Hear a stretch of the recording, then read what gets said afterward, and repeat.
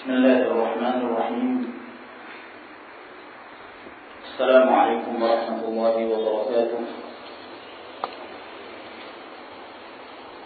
إن الحمد لله نحمده ونستعينه ونستغفره ونعوذ بالله من شرور أنفسنا ومن سيئات أعمالنا. من يهده الله فلا مضل له ومن يضلل فلا هادي له، وأشهد أن لا إله إلا الله وحده لا شريك له، وأشهد أن محمدا عبده ورسوله. يا أيها الذين آمنوا اتقوا الله حق تقاته ولا تموتن إلا وأنتم مسلمون. يا أيها الناس اتقوا ربكم الذي خلقكم من نفس واحدة وخلق منها زوجها وبث منهما رجالا كثيرا ونساء، واتقوا الله الذي تساءلون به والأرحام إن الله كان عليكم رقيبا. يا أيها الذين آمنوا اتقوا الله وقولوا قولا سديدا يصلح لكم أعمالكم ويغفر لكم ذنوبكم، ومن يطع الله ورسوله فقد فاز فوزا عظيما. أما بعد، فإن أصدق الحديث كلام الله تبارك وتعالى، وخير الهدي هدي محمد صلى الله عليه وعلى آله وسلم، وشر الأمور محدثاتها، فإن كل محدثة بدعة، وكل بدعة ضلالة، وكل ضلالة في النار. معاشر المسلمين والmuslimat rahimakumullah, merupakan satu kebahagiaan atas nikmat yang Allah Subhanahu wa taala limpahkan kepada kita. Dari nikmat-nikmat yang zahir, demikian pula yang batin. Dan di antara kenikmatan yang Allah Subhanahu wa taala anugerahkan kepada kita, di mana pada pagi hari ini kita telah diberikan kemudahan untuk datang ke tempat ini dan berkumpul dalam rangka memperdalam agama Allah Subhanahu wa taala.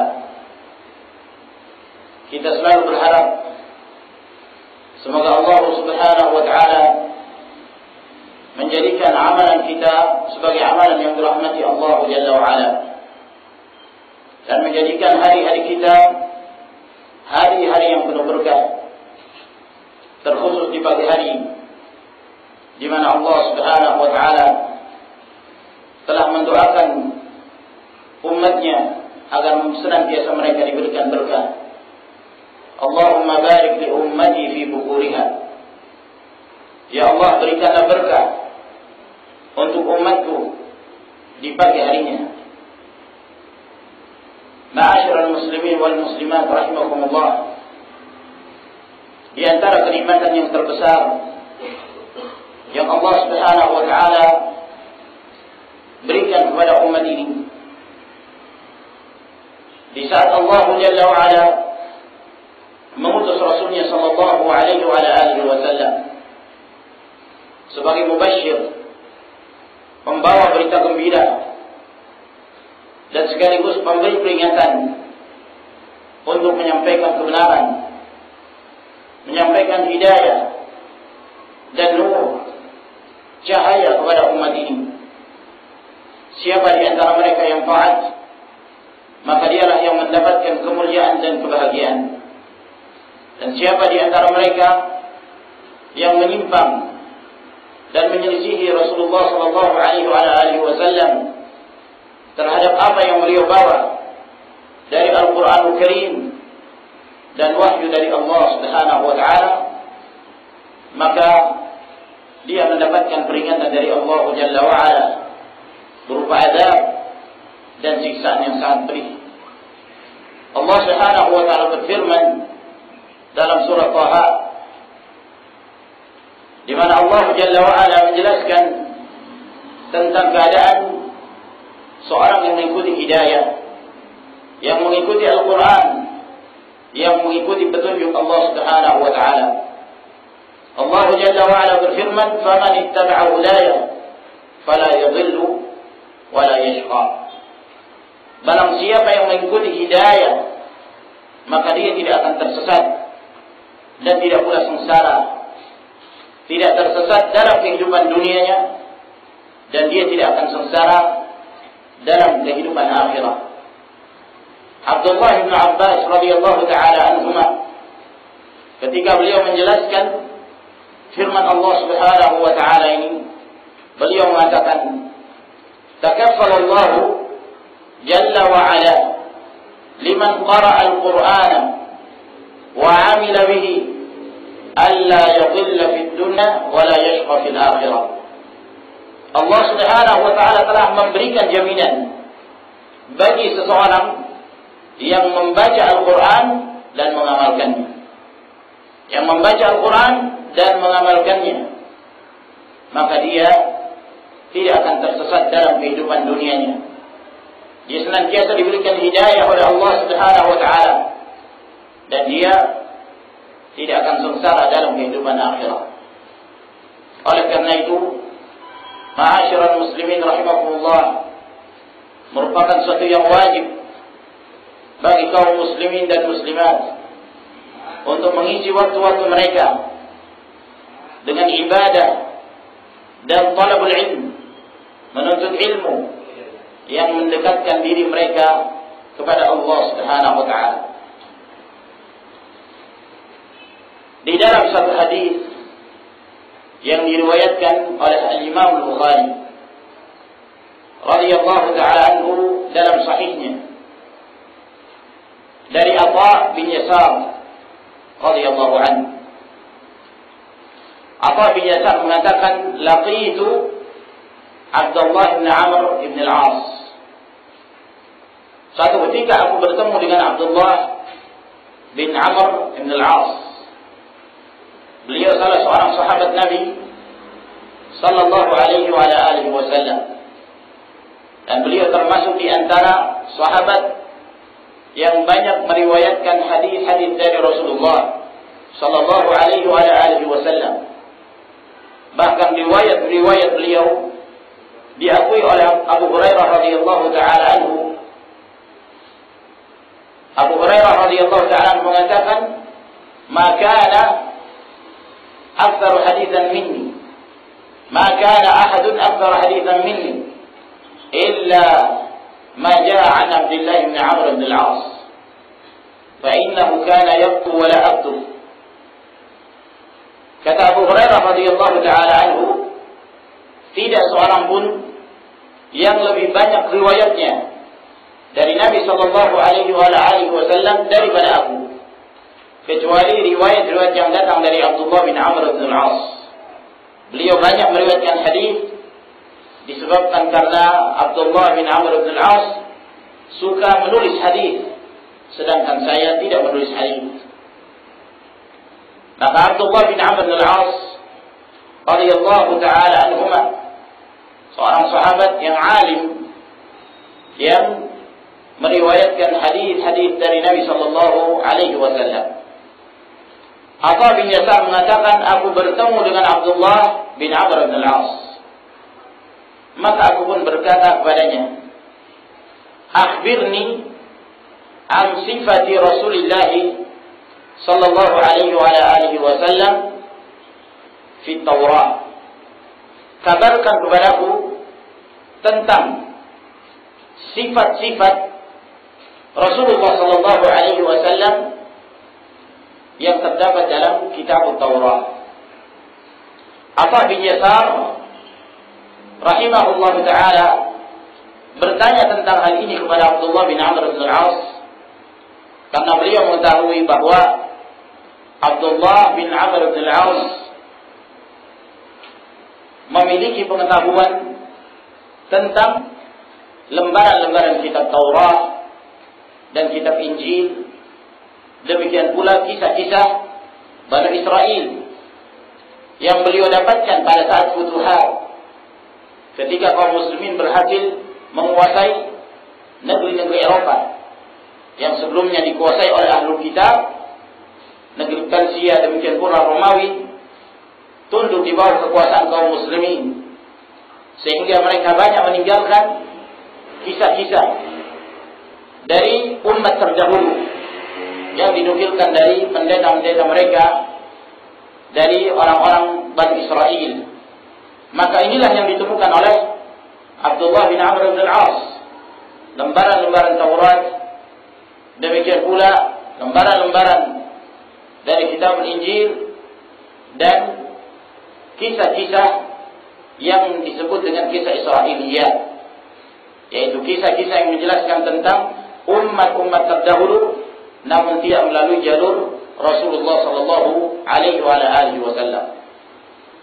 Dan Abdullah bin Amr bin al-As membacanya, dan beliau mengetahui sedikit banyak tentang apa yang terdapat dalam kitab-kitab masa lalu, termasuk kitab Taurat, Al-Injil, demikian pula kisah-kisah Bani Israel. Oleh karena itulah Atha bin Yasar menanyakan hal ini kepada Abdullah bin Amr bin al-As. Apakah dalam kitab Taurat disebutkan ciri-ciri Rasulullah sallallahu alaihi wasallam, seorang nabi dan rasul yang diutus di akhir zaman kepada umatnya? Apakah disebutkan ciri-cirinya?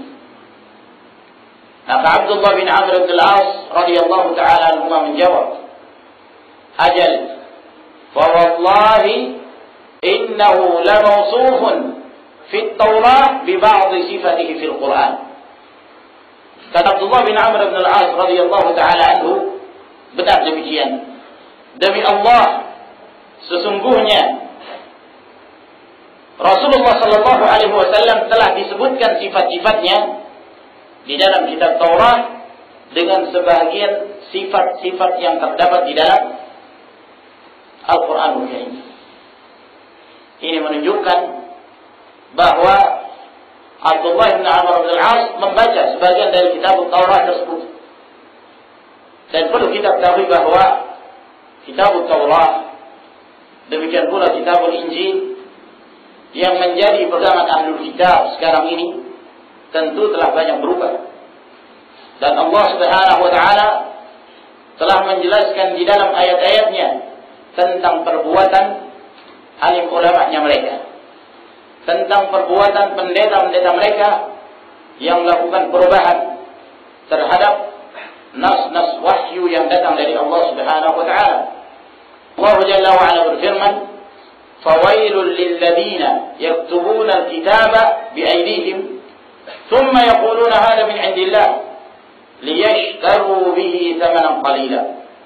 Fawailul lahum mimma katabat aydihim wa wailul lahum mimma yaksibun."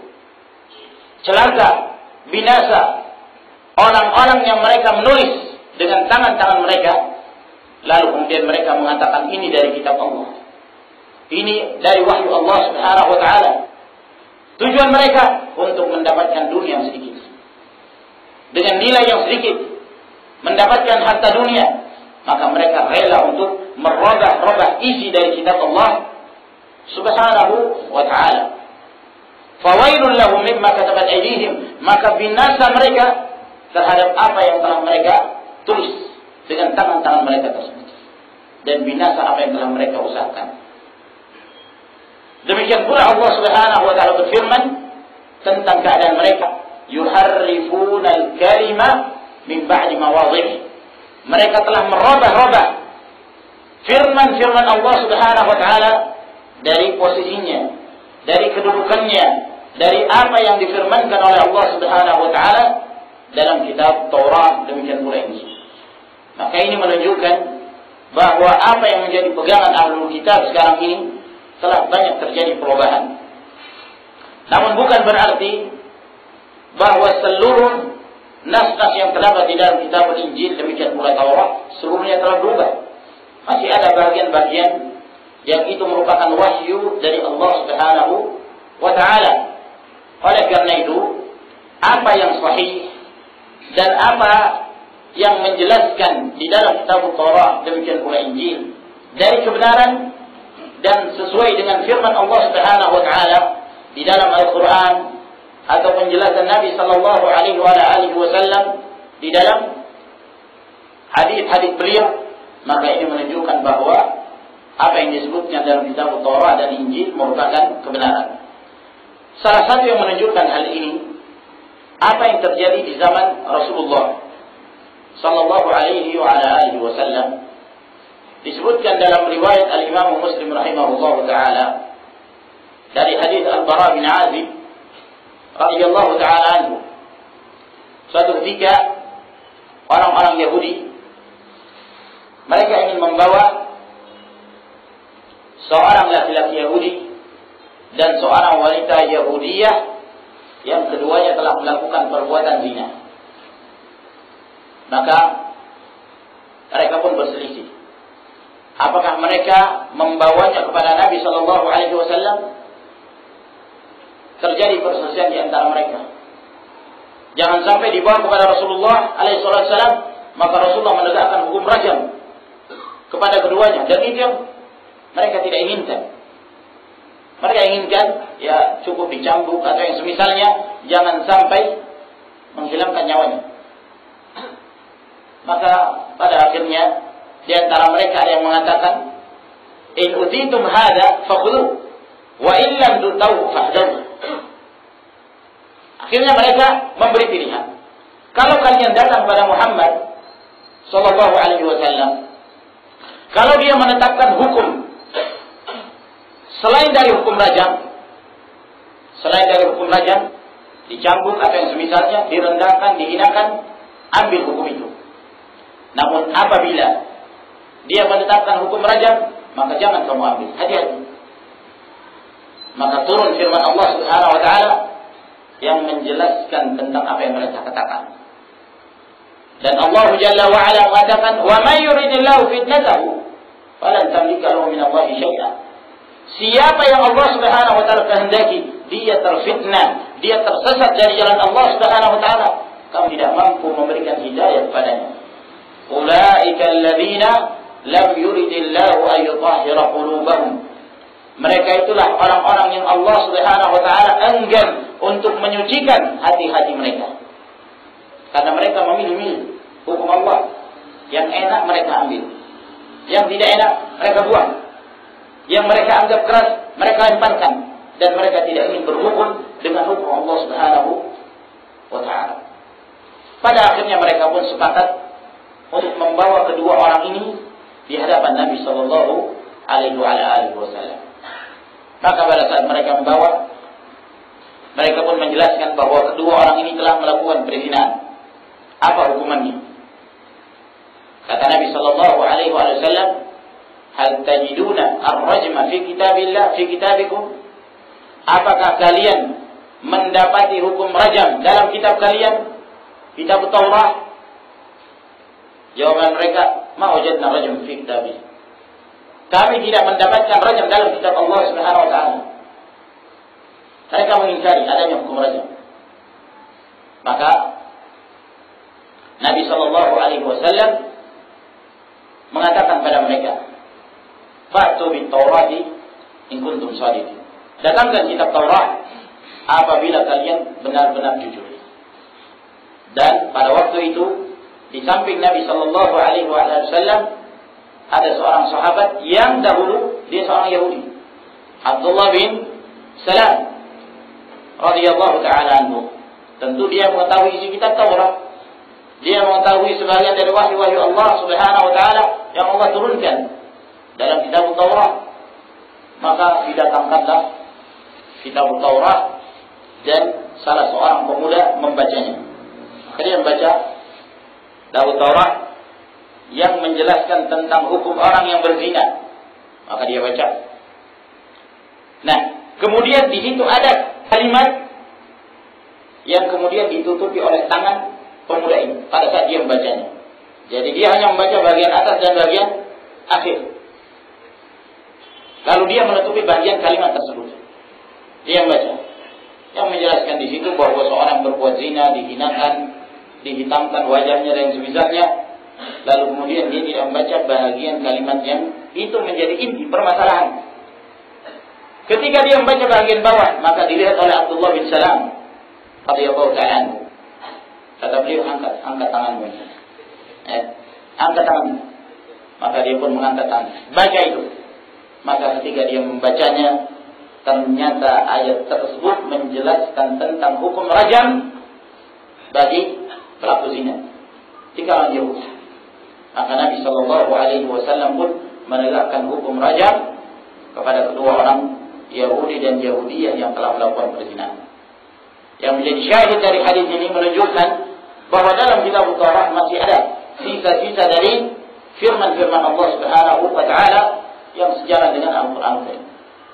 Nah, Abdullah bin Amr bin Al-As mengetahui sebagian isi kitab Taurat itu. Maka beliau mengatakan, demi Allah, sesungguhnya sifat-sifat Rasul sallallahu alaihi wasallam benar-benar disebutkan dalam kitab Taurat, sebagian yang disebutkan dalam Al-Qur'anul Karim. Ini menunjukkan bahwa berita tentang kedatangan Muhammad sallallahu alaihi wasallam telah disebutkan dalam kitab-kitab sebelumnya, baik dalam kitab Taurat, demikian pula dalam kitab Al-Injil. Lalu Abdullah bin Amr bin Al-As menyebutkan sebagian sifat-sifat yang disebutkan dalam kitab Taurat.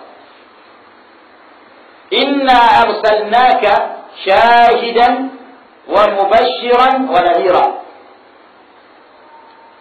Sesungguhnya kami mengutusmu, wahai Muhammad sallallahu alaihi wasallam, sebagai syahid, sebagai saksi bagi seluruh umat ini terhadap apa yang telah mereka amalkan. Dan ini dikuatkan dengan firman Allah Subhanahu wa taala di dalam surah An-Nisa. Allah Jalla wa ala berfirman, "Fa kaifa idza ji'na min kulli ummatin bi syahid wa ji'na bika 'ala haula'i shahida."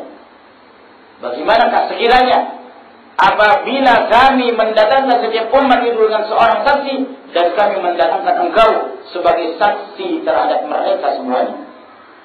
Nabi SAW akan menjadi saksi. Wa mubashiran wa nadhira. Dan kami mengutusmu sebagai pembawa berita gembira, sekaligus pemberi peringatan bagi orang-orang yang taat, bagi orang yang tunduk terhadap hukum Allah Subhanahu wa taala, kitabullah dan sunnah Rasulnya sallallahu alaihi wasallam. Maka beliau menyampaikan kabar gembira kepada mereka. Bagi orang-orang yang menyelisihi perintah Allah, yang menyelisihi Rasulullah sallallahu alaihi wasallam, maka beliau memberikan peringatan kepada mereka. Sebab ketaatan kepada Rasul merupakan bukti taatnya seorang hamba kepada Allah Subhanahu wa taala. Man yuti'ir rasula faqad ata Allah. Barang siapa yang taat kepada Rasul, maka sungguh dia telah taat kepada Allah Subhanahu wa ta'ala. Dan siapa yang taat kepada Rasul, maka Allah Subhanahu wa ta'ala telah memberikan jaminan syurga kepadanya. Dalam hadis yang diriwayatkan oleh Imam Al-Bukhari dari hadis Abu Hurairah, kata Nabi sallallahu alaihi wasallam, "Kullu ummati dakhala al-jannata illa man aba." Setiap umatku mendapatkan jaminan syurga, kecuali yang enggan masuk dalam syurga. Para sahabat bertanya, "Wa man ya'ba ya Rasulullah?" Siapakah orang yang enggan masuk ke dalam syurga itu, wahai Rasulullah? Kata Nabi sallallahu alaihi wasallam, "Man ata'ani dakhala al-jannah, wa man 'asani faqad aba." Siapa yang taat kepadaku, maka sungguh dia telah mendapatkan jaminan syurga. Dan siapa yang bermaksiat, siapa yang menyelisihi perintahku, maka dialah orang yang enggan masuk ke dalam syurga. Maka Nabi sallallahu alaihi wasallam memberikan peringatan kepada mereka. Lalu kata beliau, "Wa hirzan lil ummiyin." Dan Nabi sallallahu alaihi wasallam di antara sifatnya hirzan lil ummiyin, Hirzan itu artinya hafil, yang menjaga, yang memelihara bangsa ummiyah. Yang dimaksud bangsa ummiyah di sini adalah bangsa yang tidak bisa membaca dan tidak bisa menulis. Maksudnya adalah bangsa Arab. Sebab mayoritas orang-orang Arab pada zaman itu mereka adalah bangsa ummiyah. Mereka tidak bisa membaca dan tidak bisa menulis. Termasuk Rasulullah sallallahu alaihi wasallam. Beliau tidak bisa membaca dan beliau juga tidak bisa menulis. Sehingga apa yang beliau sampaikan kepada umatnya dari hitungan-hitungan tertentu itu datangnya dari Allah. Itu wahyu dari Allah Subhanahu wa taala. Bahkan dalam riwayat Al-Imam Al-Bukhari rahimahullah taala, ketika Rasulullah sallallahu alaihi wasallam hendak menjelaskan kepada umatnya tentang bilangan bulan, berapa jumlah hari dalam sebulan, kata beliau, "Inna ummatun ummiyah la naktub wa la nahsub." Sesungguhnya kami ini umat ummiyah, umat yang tidak bisa membaca dan tidak bisa menghitung. La naktub wa la nahsub, kami tidak bisa menulis, kami juga tidak bisa berhitung. Lalu beliau menjelaskan berapa hari dalam sebulan. Kata beliau, "Asy-syahru hakadha hakadha hakadha. Wasy-syahru hakadha hakadha hakadha." Satu bulan itu begini, tambah begini, tambah begini. Sambil beliau mengangkat seluruh jari tangannya mengisyaratkan jumlah 10. 10 tambah 10 tambah 10, 30. Kemudian beliau mengatakan, dan satu bulan 10 tambah 10 dikurangi jempol tambah 9, 29 hari. Yang menunjukkan bahwa bulan-bulan Hijriyah antara 29 hari dan 30 hari. Dalam bulan Hijriyah tidak terdapat satu bulan yang berjumlah 31 dan tidak juga terdapat jumlah 28 hari seperti yang terdapat dalam kalendernya orang-orang Nasara. Nah, ma'asyiral muslimin rahimakumullah, Nabi sallallahu alaihi wasallam tidak bisa menulis, tidak bisa membaca, tidak bisa berhitung. Bahkan ketika pada masa perjanjian Hudaybiyah, dalam perjanjian Hudaybiyah ketika Nabi sallallahu alaihi wasallam hendak melakukan ibadah haji bersama dengan para sahabat, lalu mereka pun dihalangi oleh orang-orang musyrikin, hingga terjadilah perjanjian ini, dikenal dengan perjanjian Hudaybiyah. Dalam perjanjian itu ditulis, pada awalnya tertulis Bismillahirrahmanirrahim. Maka di situ ada Suhail bin Amr yang menjadi perwakilan orang-orang musyrikin. Ketika Suhail bin Amr ini datang, kata Nabi sallallahu alaihi wasallam, "Sahula amruna. Sahula amruna." Akan menjadi mudah urusan kita. Kenapa? Karena namanya Suhail. Suhail itu artinya orang muda. Ya. Semoga dengan nama yang bernama Suhail menyebabkan namanya dimudahkan urusannya, urusan Nabi sallallahu alaihi wasallam dan urusan kaum muslimin. Maka Suhail pun datang, padahal dia seorang musyrik. Ketika ditulis Bismillahirrahmanirrahim, maka dia pun mengingkari. Jangan tulis ini. Apa itu Ar-Rahman? Apa itu Ar-Rahim? Ya. Mereka hanya mengenal Allah. Akhirnya dirubah. Maka dirubahlah kalimat tersebut menjadi Bismikallahumma. Mereka sepakat. Kemudian tertulis lagi, Hada ma qada Muhammadun Rasulullah. Inilah yang telah menjadi ketetapan dalam perjanjian Muhammad Rasulullah. Kata Suhail bin Amr, jangan tulis Rasulullah. Kalau engkau Rasulullah, masadatna, kami tidak akan menghalang kamu untuk menunaikan ibadah haji. Kalau kamu Rasulullah, jangan tulis Rasulullah. Waktu itu yang menulisnya Ali bin Abi Thalib radhiyallahu ta'ala. Kata Nabi sallallahu alaihi wasallam, "Wallahi ana Muhammad bin Abdullah wa ana Rasulullah." Aku ini Muhammad bin Abdullah dan aku adalah Rasulullah. Tetap saja Suhail bin Amr ngeyel. Tetap mengatakan, "Ya, kalau kamu Rasulullah, kami tidak akan menghalang kamu masuk untuk menunaikan ibadah haji." Alhasil Nabi sallallahu alaihi wasallam pun terpaksa mengalah. Nah, kata beliau kepada Ali bin Abi Thalib, hapus nama Rasulullah. Kata Ali bin Abi Thalib, wallahi la amhu abadan. Saya tidak akan menghapusnya sama sekali. Tak berani beliau menghapus. Beliau Rasulullah sallallahu alaihi wasallam. Maka Nabi sallallahu alaihi wasallam mengatakan kepada Ali, "Arini ya. Perlihatkan yang mana itu kalimat Rasulullah." Jadi beliau enggak tahu yang mana itu kalimat Rasulullah. Maka diperlihatkan oleh Ali ini kalimatnya. Maka dihapus Nabi sallallahu alaihi wasallam dengan tangan beliau. Jadi beliau enggak bisa membaca. Sallallahu alaihi wasallam. Apa hikmahnya? Di antara hikmah yang terbesar, Nabi sallallahu alaihi wasallam tidak bisa menulis dan tidak bisa membaca, untuk menunjukkan kepada orang Arab bahwa Al-Qur'anul Karim ini benar-benar merupakan wahyu dari Allah Subhanahu wa taala, bukan karya Muhammad sallallahu alaihi wasallam. Bayangkan kalau Rasulullah sallallahu alaihi wasallam memiliki sifat pandai menulis, ya, pandai berkarya, bisa membaca, mungkin mereka akan membenarkan, ya. Nabi sallallahu alaihi wasallam tidak bisa menulis, tidak bisa membaca saja, mereka masih menuduh Rasulullah alaihi wasallam yang membuatnya. Padahal mereka itu mengingkari dengan hati mereka sendiri. Mereka mengingkari, tidak mungkin. Tapi begitulah, karena mereka bingung sifat apa yang akan mereka berikan kepada Rasulullah alaihi wasallam pada saat mereka menentangnya. Makanya mereka berselisih. Ada yang bilang Rasulullah itu penyair, ada yang bilang Rasulullah itu dukun, ada yang bilang Rasulullah itu tukang sihir, ada yang bilang Rasulullah itu gila, dan seterusnya. Mereka tidak sepakat dalam menyifatkan Nabi alaihi wasallam yang menunjukkan kedustaan sifat-sifat tersebut. Karena beliau adalah Rasulullah, dan Al-Qur'anul Karim merupakan wahyu yang datang dari Allah Subhanahu wa taala. Oleh karena itu, Allah Subhanahu wa taala telah menantang bangsa Arab seluruhnya semenjak diturunkannya Al-Quran hingga sekarang dan sampai hari kiamat. Datangkan satu surah seperti yang diturunkan Allah Subhanahu wa taala.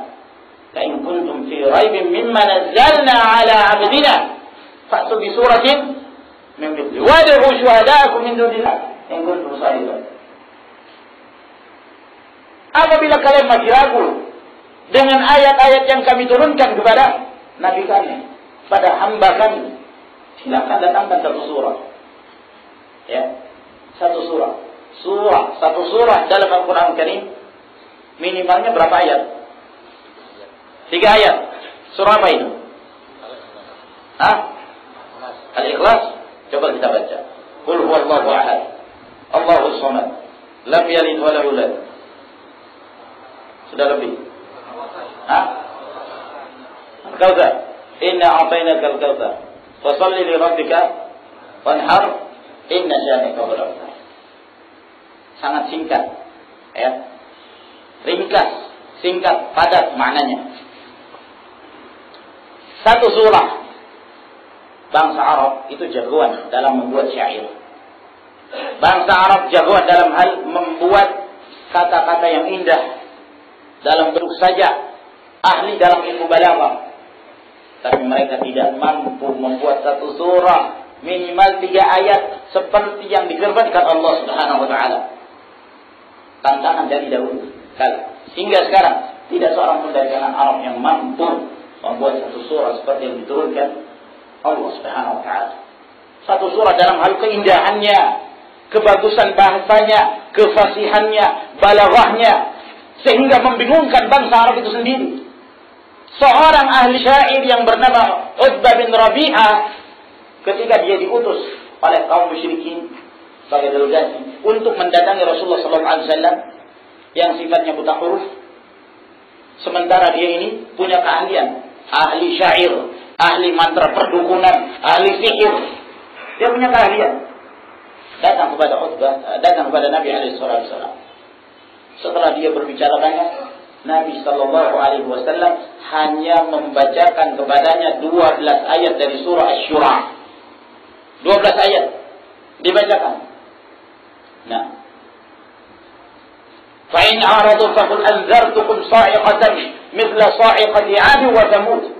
Yang pada akhir ayat itu Allah Subhanahu wa taala mengatakan, kalau mereka berpaling, katakan kepada mereka, saya peringatkan kalian akan terkena petir seperti petir yang menyambar kaum Ad dan Tsamud. Lalu Nabi SAW diam. Kata Utbah, hanya itu yang kamu katakan? Iya, hanya itu yang saya sampaikan kepada. Maka pulang Utbah bin Rabi'ah. Dia tidak berani bertemu dengan yang mengutusnya dari pembesar kaum musyrikin. Akhirnya pembesar ini yang mencari Utbah. Setelah bertemu, maka mereka pun bertanya, gimana hasilnya? Berhasil kamu menggodanya? Yang dalam dialog itu godaan luar biasa disampaikan pada Nabi SAW. Ditawari wanita. Kata Utbah, apabila engkau dalam dakwahmu ini tujuanmu hanya untuk mencari wanita, kami akan kumpulkan wanita-wanita Quraisy dan kami akan nikahkan padamu 10 orang yang mana saya yang kamu inginkan. Wanita Quraisy. Ya. Bukan wanita Indonesia, wanita Quraisy yang memiliki nasab keturunan yang sangat mulia, bangsa Arab. Nah, 10 lagi ditolak oleh Nabi SAW. Apa yang kamu inginkan wahai Muhammad? Kalau yang kamu inginkan itu ingin menjadi pemimpin, kami akan serahkan seluruh bendera-bendera bangsa Arab ini dan kami serahkan padamu. Engkau menjadi seorang pemimpin seumur hidup. Kuntarasan mabaqita. Engkau menjadi seorang pemimpin seumur hidup. Coba bayangkan, kalau penawaran ditawarkan pada politikus sekarang, kira-kira apa jawabannya? Tanpa pemilu, ya, tak ada pemilu, langsung diserahkan. Nah, Nabi SAW menolak. Ditawarkan lagi harta. Kalau yang kamu inginkan itu harta, kami akan kumpulkan harta-harta bangsa Arab sehingga engkau menjadi seorang yang terkaya di kalangan mereka, menjadi nomor 1 terkaya. Nah, Nabi SAW menolak semua tawaran itu. Jawabannya 12 ayat yang terdapat dalam surah Asy-Syura. Maka Utbah bin Rabi'ah bin Balik lalu ditanya oleh para pembesar musyrikin, gimana? Berhasil kamu menggodanya? Saya sudah menyampaikan kepadanya semua apa yang kalian inginkan, kata Utbah. Akan tetapi dia menjawab kalimat-kalimat kepadaku yang saya tidak paham itu apa. Kalau itu mantra dukun, saya tahu mantra dukun, dan itu bukan mantra dukun. Kalau itu ilmu sihir, saya tahu ilmu sihir, dan itu bukan ilmu sihir. Kalau itu syair, saya tahu kaidah-kaidah syair, dan itu bukan syair. Tapi saya tidak tahu itu apa. Bingung dia. Dia hanya mengatakan, apabila kalian berpaling, saya akan peringatkan kalian mendapatkan petir seperti petir yang menyambar kaum Ad dan Tsamud. Apa kata para pembesar ini? Kamu sudah dirubah, kamu telah disihir oleh Muhammad sallallahu alaihi wasallam. Nah, saudara rahimahullah, ya, menunjukkan wahyu yang diturunkan Allah Subhanahu wa taala itu adalah kebenaran. Tidak ada keraguan terhadap wahyu Allah Jalla wa ala. Hirzan lil ummiyin, maka Nabi sallallahu alaihi wasallam diutus untuk memelihara bangsa Arab dan memelihara seluruh umat manusia. Anta abdi wa rasuli, termasuk di antara sifat yang disebutkan dalam kitab Taurat. Kata beliau Abdullah bin Amr bin As, engkau adalah hambaku dan rasulku. Ini 2 sifat yang dimiliki oleh Nabi SAW. Beliau hamba Allah dan beliau adalah Rasulullah SAW. Beliau memiliki sifat hamba Allah agar kemudian kita meyakini beliau adalah manusia sebagaimana halnya manusia yang lain. Beliau makan, beliau minum, beliau berjalan di pasar, beliau beraktivitas seperti aktivitas manusia yang lainnya. Namun di samping itu beliau punya keistimewaan yang Allah Subhanahu wa taala berikan. Beliau sebagai Rasulullah sallallahu alaihi wasallam, utusan Allah, ini yang tidak dimiliki oleh manusia yang lainnya. Maka kita dalam menyikapi dan mendudukkan Rasulullah sallallahu alaihi wasallam, maka kita mengatakan beliau adalah rasul dan beliau sebagai hamba Allah Subhanahu wa taala. Kenapa 2 sifat ini? Apa hikmahnya Allah Subhanahu wa taala menyebutkan 2 sifat ini? Agar kemudian kita tidak merendahkan kedudukan Rasul dan juga kita tidak meninggikan kedudukan Nabi sallallahu alaihi wasallam di atas kedudukan yang sebenarnya. Kalau kita hanya menyifatkan Rasulullah sebagai manusia tanpa memperhatikan beliau sebagai Rasul, maka ini kerendahan, merendahkan kedudukan Nabi SAW, seperti sebagian mereka yang mengingkari sunnah Rasul SAW. Ya, mereka mengatakan Rasulullah itu kan manusia biasa juga, dia berbicara sebagaimana kita berbicara, maka perkataannya bukan hujjah. Ini kata mereka, kelompok ingkar sunnah. Dalam keadaan Allah Subhanahu wa taala telah menyebutkan di dalam Al-Qur'an Al-Karim perintah untuk mengikuti Rasulullah SAW, dan apa yang beliau katakan merupakan wahyu dari Allah Subhanahu wa taala. Wa ma kana lil mu'minin wa la mu'minatin idza qada Allahu wa rasuluhu amra ayyakuna lahumul khiyaratu min amrihim. Tidak sepantasnya bagi seorang mukmin dan mukminah apabila Allah dan Rasulnya telah menetapkan satu keputusan, satu hukum, lalu mereka mencari pilihan yang lain. Fala wa rabbika la yu'minun hatta yuhakkimuka fima shajara bainahum thumma la yajidu fi anfusihim harajan mimma qadaita wa yusallimu taslima. Demi Rabbmu, mereka itu tidak beriman sampai kapan? Sampai mereka menjadikan engkau wahai Muhammad sebagai hakim, sebagai pencetus hukum terhadap apa yang mereka perselisihkan, dan mereka tidak merasakan sempit terhadap hukum engkau yang telah engkau tetapkan, dan mereka berserah diri dan benar-benar menerimanya dengan sepenuhnya. Dan dari yang lain yang menjelaskan kewajiban mengikuti apa yang datang dari Nabi Sallallahu Alaihi Wasallam. Mengikuti Rasul berarti mengikuti Allah. Taat kepada Rasul menunjukkan ketaatan kepada Allah Subhanahu Wa Taala. Maka orang-orang yang mengingkari sunnah Nabi Sallallahu Alaihi Wasallam berarti mereka telah mengingkari Al-Quran Al-Karim. Tidak mungkin seseorang itu mengamalkan Al-Quran lalu dia tidak mengamalkan sunnah. Lalu dari mana dia mendapatkan penjelasan agama ini? Dia mendapatkan sholat maghrib 3 rakaat dari mana? Sholat isya 4 rakaat dari mana? Sholat subuh 2 rakaat dari mana? Zuhur dan asar 4 rakaat itu dari mana? Tata cara pelaksanaan sholat dari mana? Kalau bukan dari Nabi Sallallahu Alaihi Wasallam. Itulah ilmu, dan itulah yang wajib untuk diikuti. Namun dari sisi yang lain, kita memahami kedudukan beliau sebagai Rasulullah SAW, jangan sampai kita meninggikan kedudukan beliau di atas kedudukan yang sebenarnya, terlalu kita mengangkatnya. Kita harus paham beliau juga manusia, sama seperti yang lain, agar kemudian kita dalam mendudukkan Rasul SAW pertengahan, tidak berlebihan seperti berlebihannya sebagian mereka dalam menyifatkan Nabi Sallallahu Alaihi Wasallam dengan sifat-sifat yang seharusnya dinisbatkan kepada Allah Subhanahu Wa Taala. Seperti misalnya mengatakan bahwa Rasulullah Alaihi Wasallam itu mengetahui ilmu gaib. Rasulullah mengetahui apa yang terjadi di masa yang akan datang. Dari mana? Sebagian mereka mengatakan bahwa Nabi Sallallahu Alaihi Wasallam sudah mengetahui takdir, bahkan Nabi yang menetapkan takdir. Sebagian lagi mengatakan bahwa alam semesta ini diciptakan dari nur Muhammad, semuanya dari cahaya Muhammad Sallallahu Alaihi Wasallam. Kita memuliakan Rasul, tapi tidak sejauh ini, tidak sampai mendudukkan Nabi Sallallahu Alaihi Wasallam di atas kedudukan yang sebenarnya. Seperti perkataan Al-Busiri dalam salah satu qasidahnya. Dia terlalu memuji Rasulullah Sallallahu Alaihi Wasallam. Dia mengatakan dalam salah satu qasidah, dalam satu syairnya, "Mali man aludhu bihi siwaka 'inda huduthil hadithil hamam.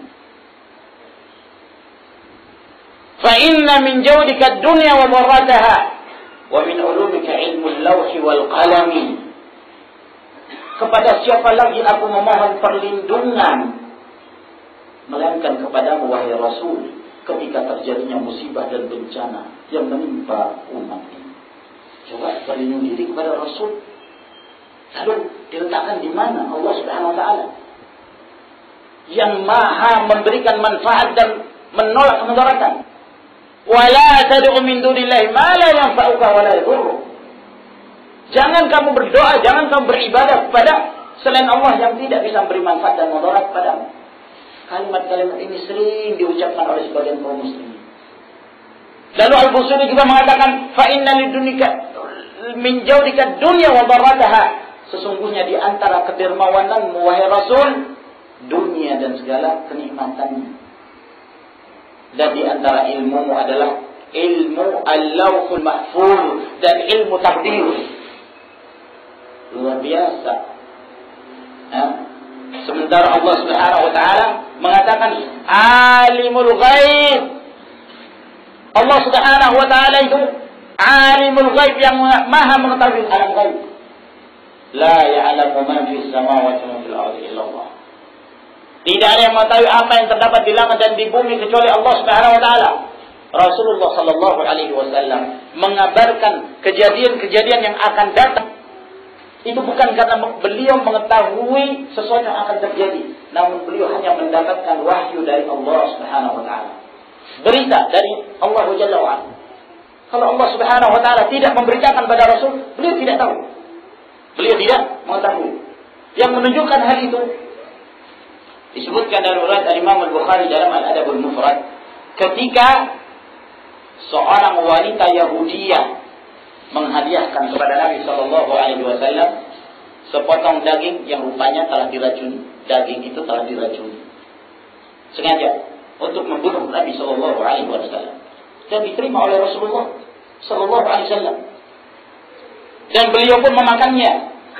Sampai kemudian ketahuan bahwa wanita ini ternyata telah meracuni daging tersebut, maka para sahabat menangkap wanita tersebut dan mereka menghadapkannya kepada Nabi Shallallahu Alaihi Wasallam. Lalu kata mereka, ya Rasulullah, kami membunuh wanita ini. Kata Nabi, biarkan dia, lepaskan. Nabi Shallallahu Alaihi Wasallam maha pemberi maaf. Nah, kata Anas bin Malik radhiyallahu taala anhu, ketika meriwayatkan hadis ini, aku masih melihat bekas lubang yang ada pada lisan Nabi, pada bagian mulut Rasulullah Shallallahu Alaihi Wasallam, bekas racun tersebut. Nah, kalau Nabi SAW mengetahui ilmu ghaib, beliau sudah mengetahui, dan beliau tidak akan memakannya. Beliau tidak mengerti. Nah, dan Allah Subhanahu Wa Taala tidak mengabarkan, tidak mewahyukan pada Nabi SAW. Namun apabila Allah mengabarkan kepada Rasulnya Sallallahu Alaihi Wasallam, maka di saat itu beliau mengetahui. Kisah Hatib bin Abi Balta'ah. Hatib bin Abi Balta'ah ini seorang sahabat. Dia pada asalnya baik, namun dia ingin melindungi saudaranya, keluarganya di Makkah dari gangguan orang-orang Quraisy. Terpaksa dia menulis surat untuk membocorkan rahasia kaum muslimin, rahasia Nabi Sallallahu Alaihi Wasallam. Lalu diberikan pada seorang wanita untuk dibawa ke Makkah, disampaikan pada orang-orang musyrikin. Ternyata Allah Subhanahu wa taala mengabarkan peristiwa ini kepada Nabi sallallahu alaihi wasallam. Maka Rasulullah sallallahu alaihi wasallam segera mengutus 3 pasukan berkuda. Ali bin Abi Thalib, Az-Zubair bin Al-Awwam, dan Matsad bin Abdullah radhiyallahu ta'ala.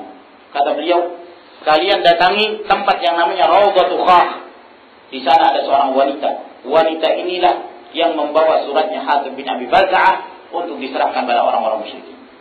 Maka mereka pun mendatangi tempat yang dimaksud, Raudhatul Khah, dan benar mereka mendapati seorang wanita. Kata Ali bin Abi Thalib yang menjadi pimpinan pasukan pada saat itu, kata Ali kepada wanita tersebut, suruh pindah wanita itu, periksa barang-barangnya, periksa seluruh barangnya. Tidak ditemukan surat. Kata Ali bin Abi Thalib radhiyallahu anhu, wallah Nabi sallallahu alaihi wasallam tidak berdusta. Periksa lagi. Diperiksa lagi, tidak ditemukan surat. Akhirnya Ali bin Abi Thalib dengan terpaksa mengatakan pada wanita itu, saya telanjangi kamu, atau serahkan surat ini.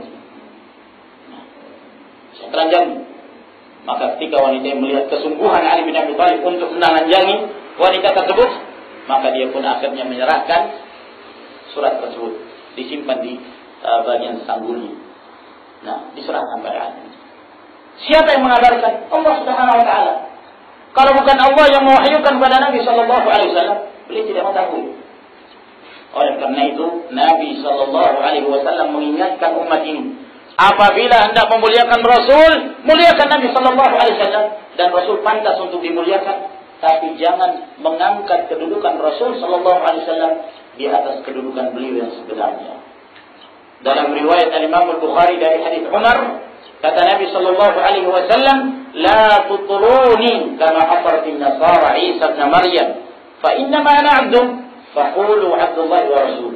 Jangan kalian terlalu mengangkat-ngangkat, terlalu menyanjung-nyanjung aku, seperti kaum Nasara yang terlalu menyanjung Isa bin Maryam. Aku ini hanya seorang hamba Allah.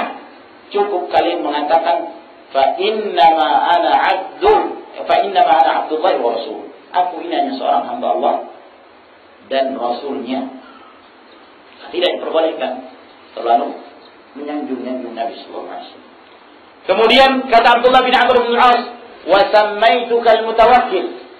Disebutkan dalam kitab Taurat, Allah mengatakan kepada nabinya sallallahu alaihi wasallam, aku memberi nama kepadamu al-mutawakkil. Engkau seorang yang senantiasa bertawakal kepada Allah, menyandarkan diri kepada Allah Subhanahu wa taala dan merasa cukup dengan pemberian Allah Jalla wa ala. Laisa bi fadhin wala ghaliyah. Nabi sallallahu alaihi wasallam itu tidak buruk akhlaknya dan tidak keras. Ini juga sejalan dengan apa yang disebutkan Allah dalam Al-Qur'an Karim, "Fa bima rahmatin min Allah linta lahum, walau kunta fadwan ghalidhal qalbi lam faddu min hawlik." Maka dengan rahmat Allah Subhanahu wa taala Allah berikan, hendaklah engkau berlemah lembut kepada mereka. Lemah lembutlah engkau kepada kaummu, kepada umatmu. Kalau engkau keras hati, buruk akhlak, maka manusia itu akan berpaling dari Nabi sallallahu alaihi wasallam menjadi suri tauladan dalam akhlakul karimah. Dan Allah Subhanahu wa taala telah menyaksikan kemuliaan akhlak Nabi sallallahu alaihi wasallam. Dalam firman-Nya Allah mengatakan, wa innaka la'ala khuluqin 'azim. Engkau benar-benar di atas akhlak yang mulia. Dalam riwayat At-Tirmidzi dari hadis Abu Hurairah, kata Nabi sallallahu alaihi wasallam, akmalul mu'minina imanan ahsanuhum khuluqa wa khiyarukum li nisaihim. Manusia yang paling sempurna keimanannya adalah yang paling baik akhlaknya, dan yang terbaik dari kalian adalah yang paling baik dalam menyikapi keluarganya, berbuat baik kepada keluarganya. Wala ghaliyah, beliau tidak keras hati. Ya, bahkan Anas bin Malik selama 10 tahun beliau bersama Rasulullah sallallahu alaihi wasallam, kata beliau, Rasulullah tidak pernah mengatakan kepada apa yang aku kerjakan, kenapa kamu mengerjakan ini? Dan Rasulullah tidak pernah mengatakan kepadaku sesuatu yang aku tidak kerjakan, sebaiknya kamu mengerjakan ini. Tidak pernah. Dia tidak pernah mencela aku ketika aku melayani beliau.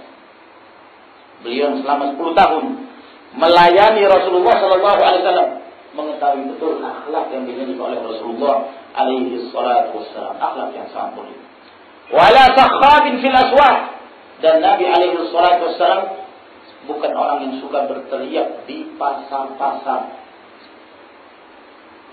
Secara umum berteriak tanpa ada kebutuhan, ya tentunya demikian tercela. Ya, apalagi berteriak di pasar, menghilangkan muru'ah, menjatuhkan harga diri seorang. Ya. Oleh karena itu Nabi sallallahu alaihi wasallam mengingkari yang demikian. Inna ankarat aswati la sautul hamir. Suara yang paling buruk adalah suara keledai. Ya, suka berteriak. Lebih munkar lagi seorang berteriak di masjid. Hiruk-pikuk di masjid. Ya. Sebab kadang-kadang sebagian kaum muslimin tidak mengetahui kemuliaan masjid. Datang di masjid ngobrol seenaknya, tertawa, terbahak-bahak dan seterusnya. Seperti di pasar.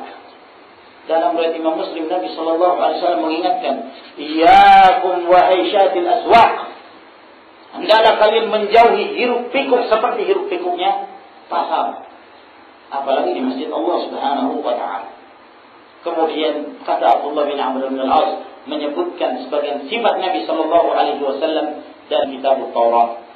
Wa la yaqbidahu Allah azza wa jalla hatta yuqima bihi al-millat al-awja bi an yaqulu la ilaha illallah.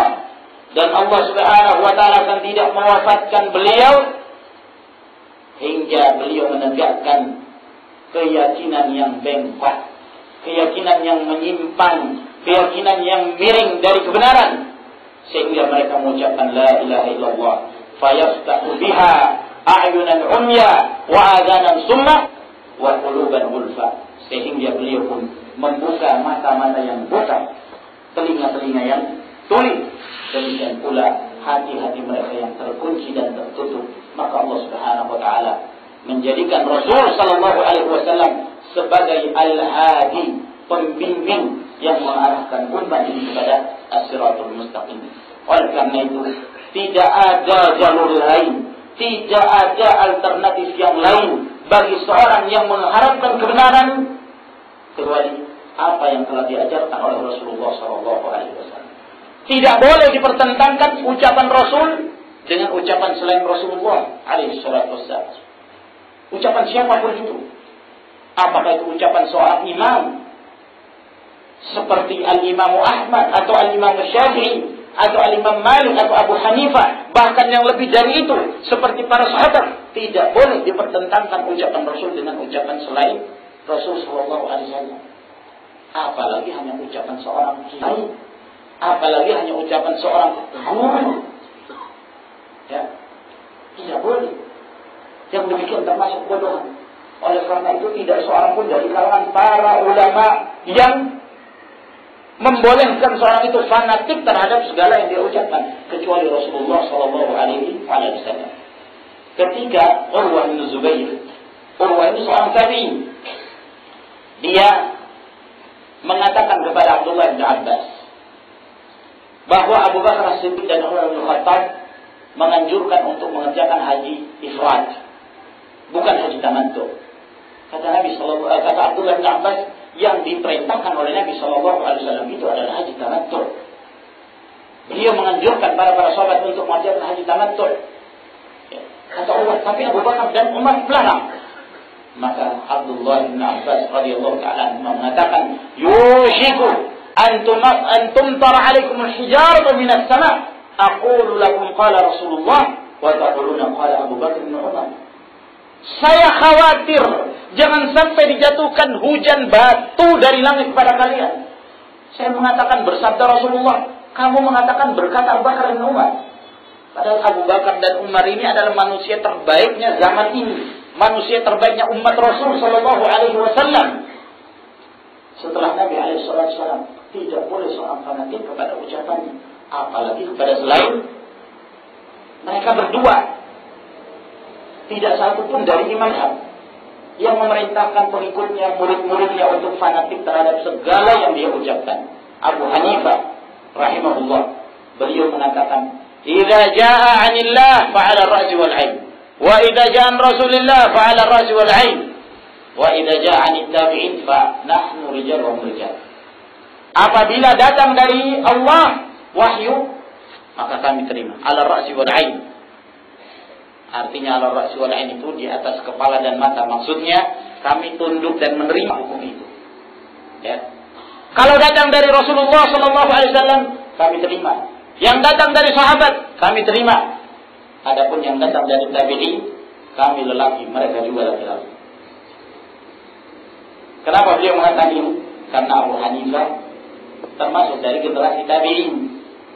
Maka pantas beliau mengatakan kami laki-laki, mereka juga laki-laki.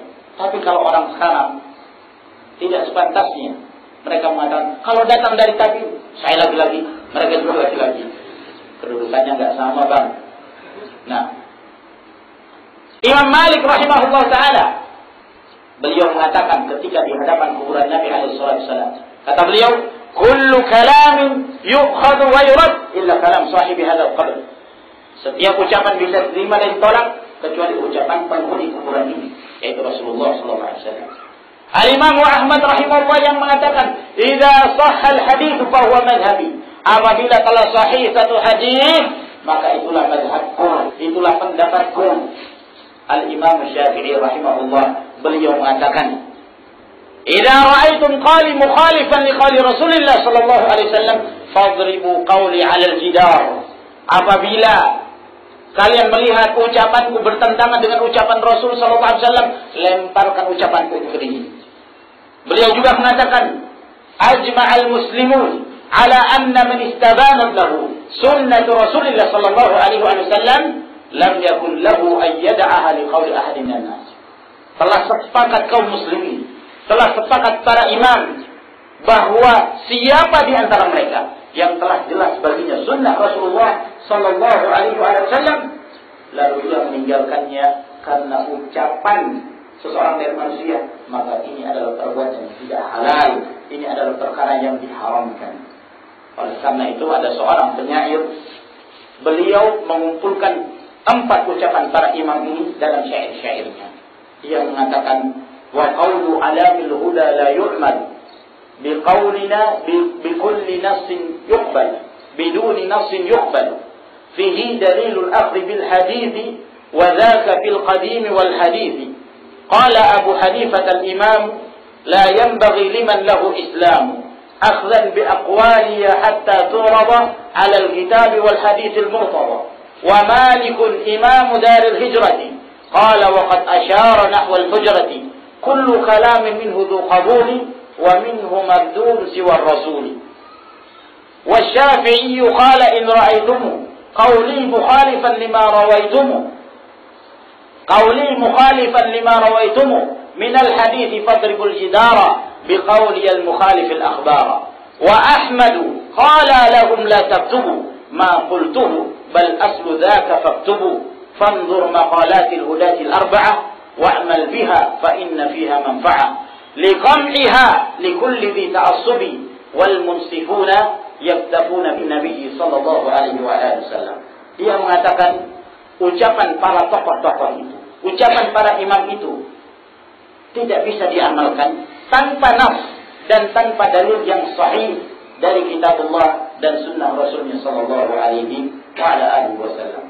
Abu Hanifah mengatakan tidak sepantasnya bagi seorang yang memiliki Islam mengambil ucapanku, mengambil perkataanku, lalu dia meninggalkan Al-Quran dan hadis-hadis Nabi sallallahu alaihi wasallam. Imam Malik mengatakan setiap ucapan bisa diterima dan bisa ditolak kecuali ucapannya Rasulullah sallallahu alaihi wasallam. Imam Syafi'i mengatakan, apabila kalian melihat ucapanku bertentangan dengan ucapan Rasul, maka hendaknya kalian lemparkan ucapanku itu ke dinding. Demikian pula Imam Ahmad, beliau mengatakan, jangan kalian menulis apa yang aku katakan, namun yang kalian tulis adalah hadis Rasul sallallahu alaihi wasallam. Maka perhatikanlah nasihat-nasihat para pembimbing yang 4 ini dari imam-imam mazhab. Apabila engkau mengamalkannya, engkau akan mendapatkan manfaat yang besar dan engkau akan tercegah dari perbuatan fanatik, ta'assub kepada seseorang selain dari Nabi sallallahu alaihi wasallam. Dan orang-orang yang bersikap insaf tentu dia merasa cukup dengan mengambil apa yang datang dari Nabi sallallahu alaihi wasallam. Semoga apa yang kita jelaskan memberi manfaat kepada kita sekalian. Wa akhiru da'wana alhamdulillahi rabbil alamin. Wassalamualaikum warahmatullahi wabarakatuh. Demikian tadi tentang pembahasan dengan orang dan sebagainya. Sebelum kita menjawab ada pemberitahuan untuk dihadiri dengan mengharap dari Allah Subhanahu wa taala kajian intensif sekali tema manasik haji dan umrah, tata cara haji dan umrah yang sesuai dengan tuntunan syariat Islam. Pemateri adalah Ustaz Ahmad Jainuddin LC Hafizahullah. Adapun hari tanggal Jumat 18 Rabiul Tsani 1433 atau tepatnya 2 April 2010. Waktu pukul 13.30 Wita ba'da salat Jumat. Tempat Masjid Asyifa Rumah Sakit Islam Banjarmasin. Kami ulang, tempat Masjid Asyifa Rumah Sakit Ulit Banjarmasin. Maaf, terbuka untuk umum. Kemudian ada beritahuan untuk pengajian di Masjid Al-Salam pada malam Kamis, insyaallah akan sampai Ahmad bin Haji Dan untuk malam Sabtu, insyaAllah akan dilakukan Ustaz Hasbi Rizali. Akan kita lanjutkan dengan beliau untuk surat kajian. Assalamualaikum warahmatullahi wabarakatuh. Terima kasih. Allah Ta'ala berfirman, A'udzubillahi minasyaitonir rajim, wa la tahzunna inna bi'imun inna as-sam'a wal basara wal fu'ada kullu ulaika kana mas'ula. Apakah kita dibenarkan melihat sebuah rumah menurut pengelolaan atau pengelolaan saja? Kadang-kadang kita hanya melihat melalui lubang kunci itu, lalu kita sebarkan rumah orang begini. Apakah terlanggar dengan ayat itu? Kemudian gimana tadi melihat rumah orang? Rumah orang tidak minta izin. Kita melihat tingkat soalnya. Tidak minta izin. Dan melihat itu saja lah. Kadang-kadang kita menengok melalui lubang kunci itu, lalu kita sebarkan rumah begini. Ngintip. Apakah itu termasuk kita terlanggar daripada ayat itu? Maksudnya kita melihat gerakan-gerakan apapun lah, kita belum mendalami bagaimana gerakan orang itu, lalu kita berkomentar ini terhadap mau kita. Apakah terlanggar karena ayat wala takdir itu? Kemudian pertanyaan yang kedua yaitu tentang dakwah. Dakwah itu apakah memerlukan ilmu yang mendalam atau sekedar kontum harawati maksudnya perintah tak mulai bermaksud akhir itu? Karena dia mengatakan kalau tidak berilmu tidak perlu berdakwah saja. Sedangkan berdakwah itu ada sebagian mengatakan itu mudah aja. Sebagai anak kecil mengajak orang kembali kita masuk saja. Mari kita mohon tunjukkan dari Ustaz. Terima kasih.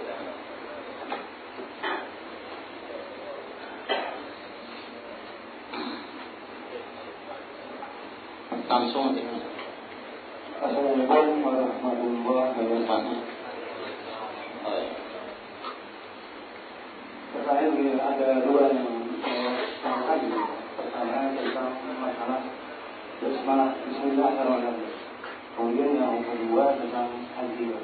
Pertanyaan yang pertama tentang Bismillahirrahmanirrahim. Ini banyak terjadi para imam itu membaca basmalah ini ada yang disir dan dijaga. Nah ini sejarahnya itu di zaman itu seperti apa? Kemudian dia dalam surah At-Taubah itu tidak disebutkan Bismillah. Pertanyaan pertama itu bagaimana Pak? Apakah ini sejarah dari Nabi? Ada itu. Pertanyaan pertama. Pertanyaan yang kedua tentang masalah haji.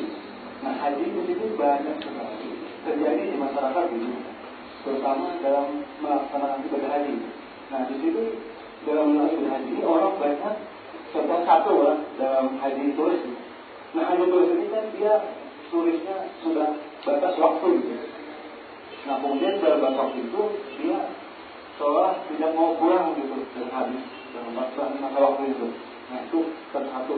Kedua tentang orang naik haji ini dengan menggunakan alamat gitu Pak. Dia ingin naik haji tapi beralamat di lain gitu. Padahal dia bukan perlu ke situ. Dia ingin berhaji tapi bukan perlu asli itu. Nah kebanyakan itu orang banyak mengambil itu ingin supaya naik haji tapi dengan cara alamat di lain gitu. Nah alamat di lain gitu. Kemudian ada orang yang naik haji juga, orang yang terjadi gitu yang kita ketahui, dia ingin naik haji 2 kali, 3 kali, tapi dengan menggunakan KTP yang setiap persyaratan haji kan itu dia KTP baru gitu. Nah dengan alasan bikin KTP yang tidak haji.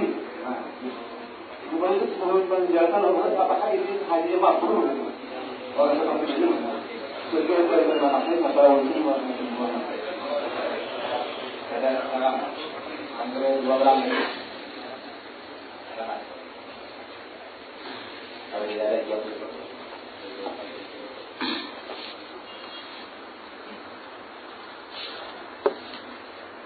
Pertanyaan pertama tentang firman Allah Subhanahu wa taala wa la taqfu ma laysa laka bihi ilm. Inna as-sam'a wal basara wal fu'ad kullu ulaika kana 'anhu mas'ula. Tentang jangan kamu mengikuti sesuatu yang kamu tidak punya ilmu tentangnya. Lalu bagaimana hukum orang yang lewat sebuah rumah gitu ya, kemudian melihat isi dalamannya, lalu kemudian dia mengabarkan sesuatu yang terjadi dalam rumah tersebut. Di sini ada dua masalah tentang firman Allah Subhanahu wa taala, "Wa la taqfu ma laysa laka bi'ilm." Ayat ini menjelaskan tentang dilarangnya umat ini untuk mengikuti sesuatu yang dia tidak punya ilmu tentangnya, khususnya dalam ilmu agama, dalam mengamalkan satu amalan tanpa dalil, tanpa hujjah dari Al-Quran Karim dan dari hadis-hadis Nabi Sallallahu Alaihi Wasallam, maka kalian jangan mengikutinya. Adapun berkenaan tentang seorang yang melihat bagian dalam rumah orang tanpa seizinnya, maka yang demikian, ma'asyiral rahimakumullah, termasuk perbuatan yang tidak diperbolehkan, perbuatan yang haram. Tidak boleh melihat dalaman rumah orang, dan tidak diperbolehkan mengintip lubang rumah seseorang, apakah itu lubang pintu atau dindingnya bocor, tanpa seizin. Ini perbuatan yang diharamkan. Nabi Sallallahu Alaihi Wasallam mengatakan, "Innama ju'ila al-idhnu min qibalil basar." Ya, dibuatnya izin itu hubungannya dengan melihat sesuatu yang ada di dalam. Kalau enggak diizinkan, tidak diperbolehkan melihat apa yang ada di dalam. Kadang-kadang sebahagian kaum muslimin, mereka mengikuti entah cara orang-orang kafir atau yang semisalnya. Ya, masuk ke rumah orang itu enggak salam, enggak izin, langsung aja masuk. Nah, ya, bahkan masuknya itu ya, dari depan sampai dapur tanpa izin. Nah, sehingga kadang-kadang subhanallah, penghuni rumah itu dalam keadaan tidak berpakaian, mungkin dalam keadaan tidak siap untuk menerima. Nah, tapi begitulah, sebagian punya kebiasaan buruk seperti ini. Sebagian mereka belum mengetuk pintu, belum mengucapkan salam, sudah kepalanya sudah nongol di kaca, lihat isi dalaman rumah. Ini juga perkara yang diharamkan, tidak diperbolehkan. Jangan dibiasakan hal-hal yang seperti ini. Innama ju'ila al-idhnu min qibal basar. Oleh karena itu termasuk di antara adab yang diajarkan oleh Nabi Sallallahu Alaihi Wasallam, apabila seorang hendak datang mengunjungi rumah seorang, diketuk sambil mengucapkan salam sampai 3 kali. Kalau tidak, kembali. Sudah 3 kali tidak ada yang menyahut, menunjukkan bahwa mereka tidak ingin diganggu, maka kembali. Nah, dan pada saat mereka hendak minta izin, hindari pintu. Ya, jangan berdiri kemudian menghadap ke pintu, sehingga ketika dibuka langsung terlihat bagian dalam. Tapi hindari, apakah kita membalik ke belakang atau yang semisalnya, sehingga pada saat pintu dibuka tidak seorang itu langsung melihat bagian dalam rumah tersebut. Maka hal-hal yang seperti ini merupakan adab-adab yang diajarkan Nabi Sallallahu Alaihi Wasallam yang banyak dari kaum muslimin lalu. Bahkan Nabi Alaihi Wasallam mengatakan tentang seorang yang mengintip, yang melihat dalaman rumah seorang tanpa izin, engkau mencungkil matanya, itu tidak ada hukum bagi kamu, yang tidak berdosa bagi kamu untuk melakukannya. Kalau sekiranya ada hukum mencungkil mata orang tersebut, pemilik rumah itu meminta, menuntut, maka tidak berdosa, tidak terlarang demikian. Menunjukkan bahwa ini perkara yang sangat tidak diperbolehkan. Apalagi mau menyebarkan kepada yang lain, sekedar nongol gitu melihat, terus menyebarkan. Saya melihat dalam rumah fulan ada begini. Ini lebih buruk lagi. Dia sudah melakukan pelanggaran pertama, dia sebarkan lagi aib orang pada yang lain. Ya, maka dia telah melakukan perbuatan dosa di atas dosa. Kemudian tentang dakwah, apakah disyaratkan seorang berdakwah itu membutuhkan ilmu? Dalam hal ini, ma'asyiral muslimin wal muslimat rahimakumullah, Allah Subhanahu wa taala menyebutkan di dalam surah Yusuf, dalam firman-Nya, Allah Jalla wa Ala berfirman, "Qul hadhihi sabili ad'u ila Allah 'ala basirati ana wa man ittaba'ani." Subhanallah, wa ma ana minal musyrikin. Katakan, ini adalah jalanku, aku mengajak kepada jalan Allah, aku dan orang-orang yang bersamaku 'ala basirati, di atas basirah, di atas ilmu. Di atas ilmu. Ini syarat. Siapa saja yang hendak berdakwah menuju jalan Allah Subhanahu wa taala, maka dia harus membangun dakwanya di atas ilmu. Hanya saja yang perlu kita ketahui di sini bahwa kapasitas ilmu manusia kan berbeda antara satu dengan yang lain. Antara satu dengan yang lainnya. Maka tidak sama kedudukan seorang yang mereka itu misalnya ingin mengajak seorang sholat, atau yang semisalnya, ya, dia melakukan amar ma'ruf dan nahi munkar sebatas ilmu yang dia miliki dan kedangkalan ilmu yang dia miliki. Apa yang demikian terlampau? Tidak terlarang. Bahkan Nabi SAW mengatakan, "Ballighu anni walau ayah." Sampaikan dari meskipun satu ayat. Ada satu ayat yang kamu ketahui, ya. Satu ayat yang kamu ketahui, yang kamu mengerti ilmunya, tahu kandungan ayat tersebut, sampaikan, tidak jadi masalah. Tidak harus kamu itu harus menjadi ustadz misalnya, atau harus menjadi kiai, atau harus menjadi alim ulama. Tidak mesti. Kamu sebagai orang biasa, sebagai muslim biasa, yang tidak mendalami sedalam-dalamnya ilmu agama, boleh menyampaikan dakwah. Tapi sekali lagi, sesuai dengan kapasitas ilmu yang dia miliki. Nah, dia bisa mendakwahkan dengan perbuatannya, dengan akhlaknya. Ini semua bentuk dakwah. Maka dakwah tersebut secara umum diharuskan memiliki ilmu. Tidak boleh seorang itu berdakwah dalam keadaan dia tidak berilmu tentangnya. Dia juga terkena dalam apa yang disebutkan Allah Subhanahu wa taala, "Wala taqfu ma laysa laka bi'ilm." Jangan kamu mengikuti sesuatu yang kamu tidak punya ilmu tentangnya. Namun berbeda keadaannya. Seorang yang hanya sekedar menasihati orang, bukan di majelis umum seperti ini. Ya. Bukan dia berstatus sebagai seorang dai yang siap untuk menjawab syubhat, ya, dan membantah pendapat atau pemikiran-pemikiran yang lanjut. Oleh karena itu para ulama membedakan keadaan seorang yang misalnya dia siap untuk duduk di kursi lalu kemudian memberikan pelajaran, memberikan ta'lim, dengan seorang yang hanya berjalan kemudian dia menasihati, duduk di rumahnya dia beramal ma'ruf nahi munkar. Tidak sama antara dua keadaan ini. Nah, kalau seorang sudah siap untuk duduk di kursi, mengajarkan, buka pengajian, maka ini berarti dia telah siap untuk mengajarkan ilmu yang sahih dan menjawab pertanyaan, kemudian membantah syubhat-syubhat, membantah pemikiran-pemikiran yang rancu apabila ada penyimpangan. Nah, dan ini tentu tidak dapat kecuali seorang yang mendalami agama Allah Subhanahu wa taala. Oleh karena itu Rasulullah sallallahu alaihi wasallam apabila beliau hendak mengutus dai dari kalangan para sahabat, tidak sembarang orang diutus. Yang diutus Ali bin Abi Thalib.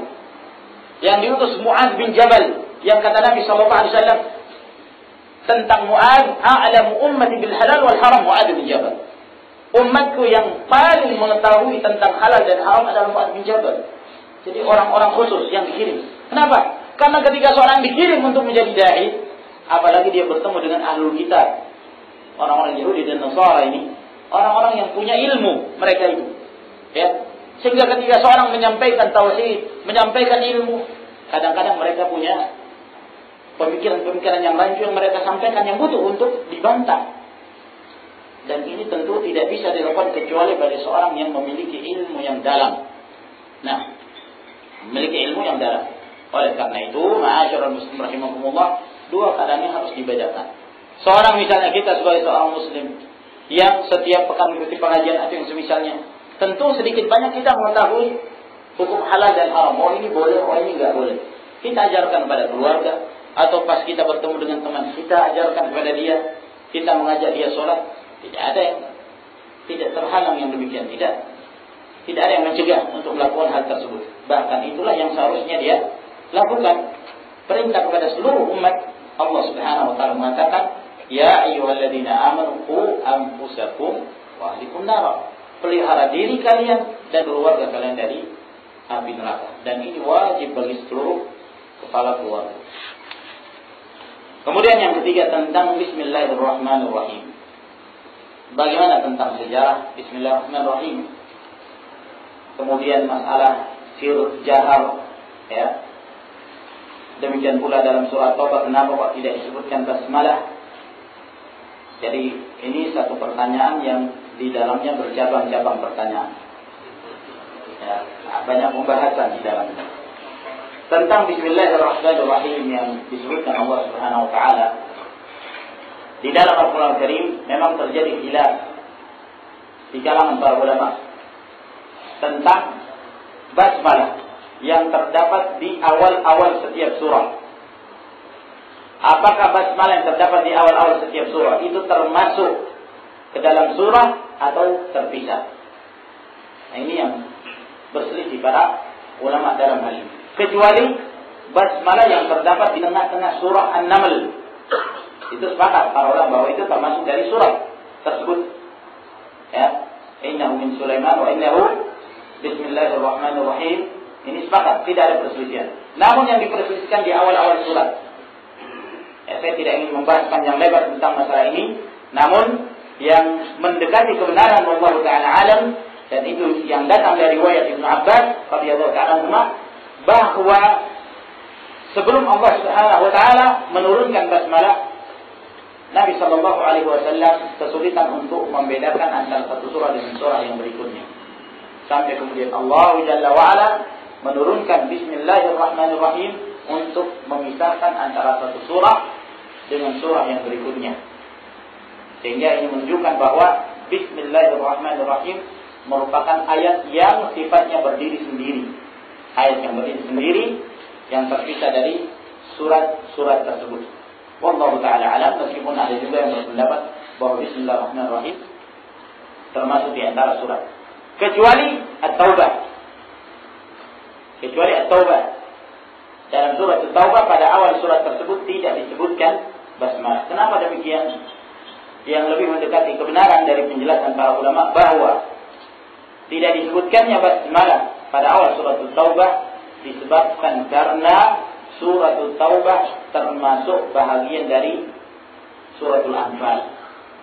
Termasuk bagian dari surat Al-Anfal yang di dalamnya menjelaskan tentang peperangan. Nah, oleh karena itu tidak disebutkan basmalah untuk menjelaskan bahwa At-Taubah termasuk dari bagian surat Al-Anfal. Sebagian juga menyebutkan bahwa tidak disebutkannya basmalah karena isinya yang di dalamnya menjelaskan tentang perangan, bersikap keras terhadap orang-orang kafir dan yang semisalnya, sehingga tidak disebutkan. Namun Allah Ta'ala alam, yang pertama yang lebih mendekati kebenaran. Kemudian tentang masalah menjahar dan menciptakan basmalah, dikeraskan dan dikecilkan. Memang terjadi khilaf khususnya dalam membaca basmalah ketika sholat. Pada sholat jahriyah, apakah basmalah juga dikeraskan atau tidak? Terjadi perselisihan.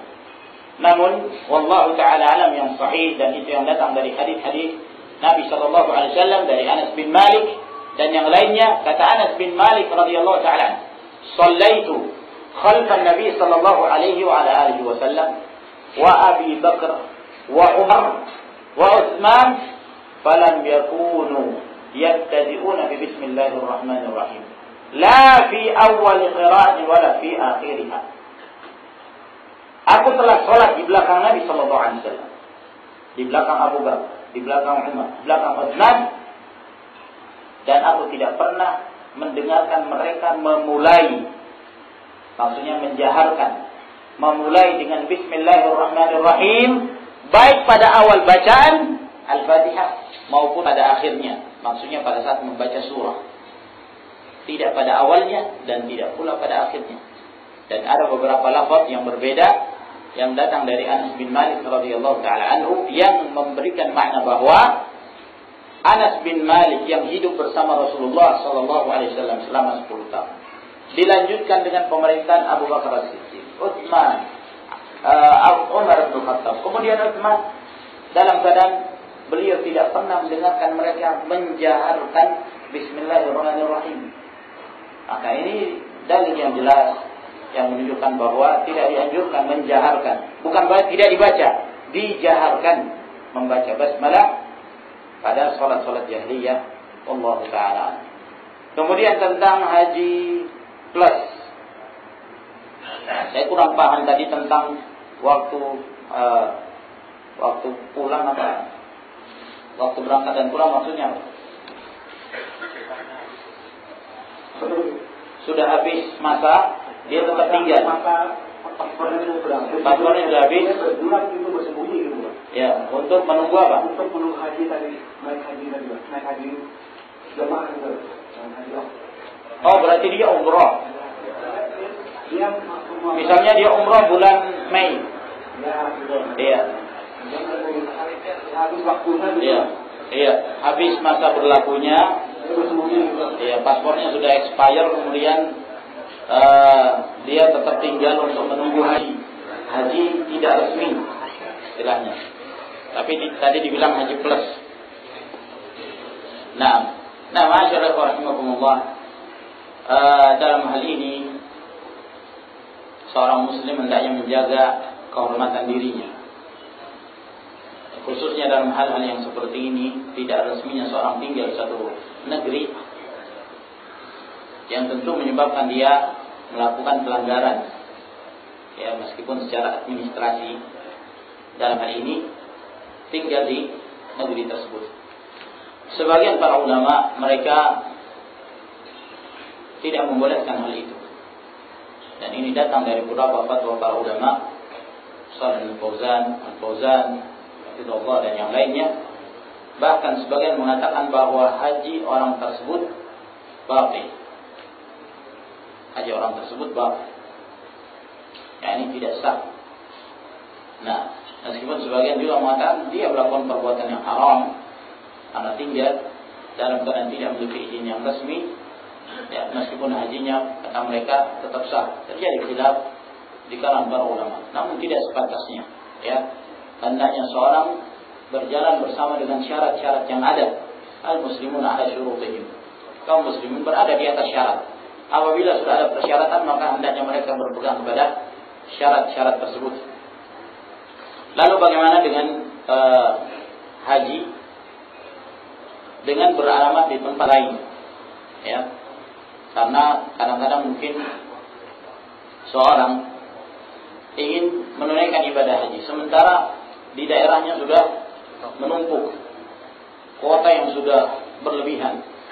Dia harus menunggu antri sekian tahun. Bahkan ada yang sampai 8 tahun. Kalau di sini berapa tahun antri? 8 tahun?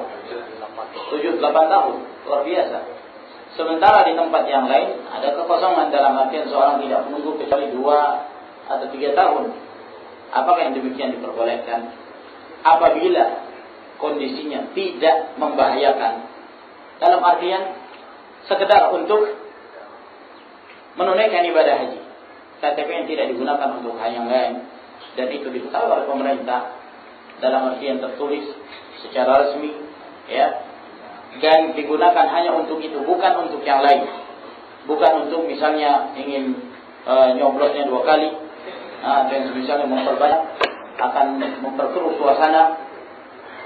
suasana, maka yang demikian tidak diperbolehkan. Namun kalau hanya sekedar untuk mendapatkan kuota, karena dia wajib ketika dia sudah punya memiliki kemampuan baik secara fisik maupun secara materi, maka telah wajib bagi dia untuk menunaikan ibadah haji. Ditambah lagi persyaratan kalau dia seorang wanita, maka diharuskan ada mahram. Sementara dia harus menunggu dalam waktu yang sangat lama dan memungkinkan bagi dia di tempat lain, maka tidak mengapa, boleh bagi dia untuk mendaftarkan di tempat lain dengan KTP yang berada di tempat tersebut dengan syarat tadi. Tujuannya hanya untuk menaikkan ibadah haji dan tidak mendatangkan kemudaratan bagi dirinya.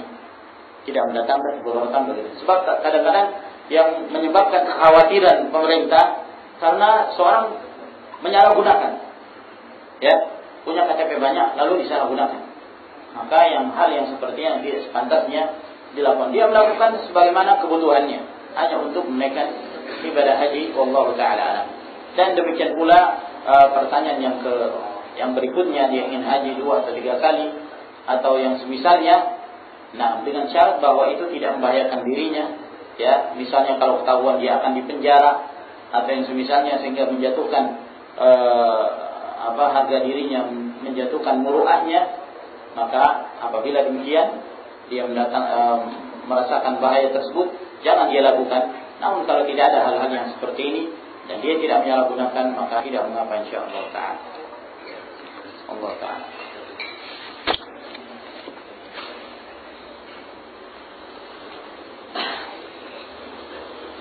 Ini terlalu panjang pertanyaannya. Nanti pada hari kiamat ada seorang didatangkan lalu dilemparkan ke dalam neraka, maka ususnya keluar. Lalu ia berputar-putar di sekitar penggilingan. Kemudian penghuni neraka menguruminya dan bertanya, "Hei fulan, ada apa denganmu? Bukankah kamu yang menyeru kepada kebaikan dan melarang dari kemungkaran?" Ia menjawab, "Iya, aku telah menyeru pada kebaikan, tapi aku sendiri tidak mengerjakannya, dan aku melarang orang dari kemungkaran, tapi aku sendiri mengerjakan." Hadis ini menunjukkan bahwa orang yang mengetahui kebaikan dan kemungkaran lalu melanggarnya lebih berat siksanya daripada orang yang tidak mengetahuinya. Hal ini sering membuat saya berandai-andai. Seandainya saya tidak mengetahui dan membuat saya agak berat menuntut ilmu, bagaimana cara mengatasi hal ini, Ustaz? Iya. Ma'asyiral muslimin rahimakumullah. Tentu dalam beragama merupakan satu kewajiban bagi setiap muslim menuntut ilmu.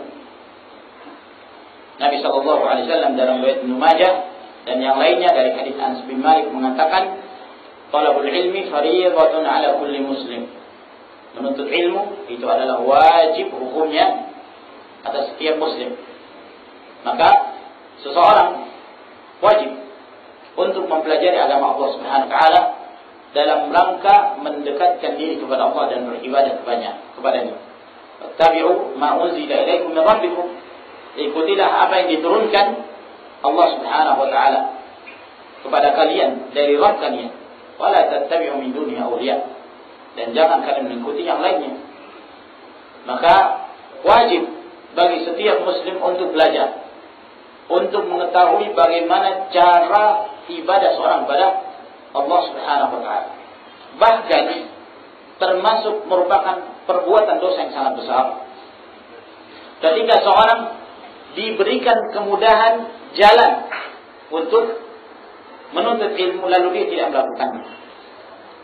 Ada kemudahan baginya jalan untuk mengetahui kebenaran, namun dia sengaja tidak melakukannya dan dia masa bodoh. Ya, maka hal yang demikian termasuk di antara dosa yang sangat besar, bahkan termasuk di antara pembatal keislaman yang disebutkan para ulama apabila dia hidup di lingkungan yang mereka itu sudah mengetahui kebenaran, dalam artian mereka mengetahui ini tauhid, ini syirik. Dia hidup di tengah lingkungan tersebut. Sebagai contoh misalnya di Arab Saudi, dia tinggal di Arab Saudi. Pintu-pintu ilmu sangat mudah. Hampir di semua masjid ada ta'lim, ada penjelasan tentang masalah tauhid. Apa itu tauhid dan apa itu syirik. Lalu dia masa bodoh. Dan dia tidak mau mempelajarinya. Enggan untuk melakukannya. Mempelajarinya, maka ini termasuk pembatal keislaman waliyadzubillah. Pembatal keislaman dan dapat mengeluarkan dia dari Islam. Seperti bodohnya orang-orang musyrikin dahulu.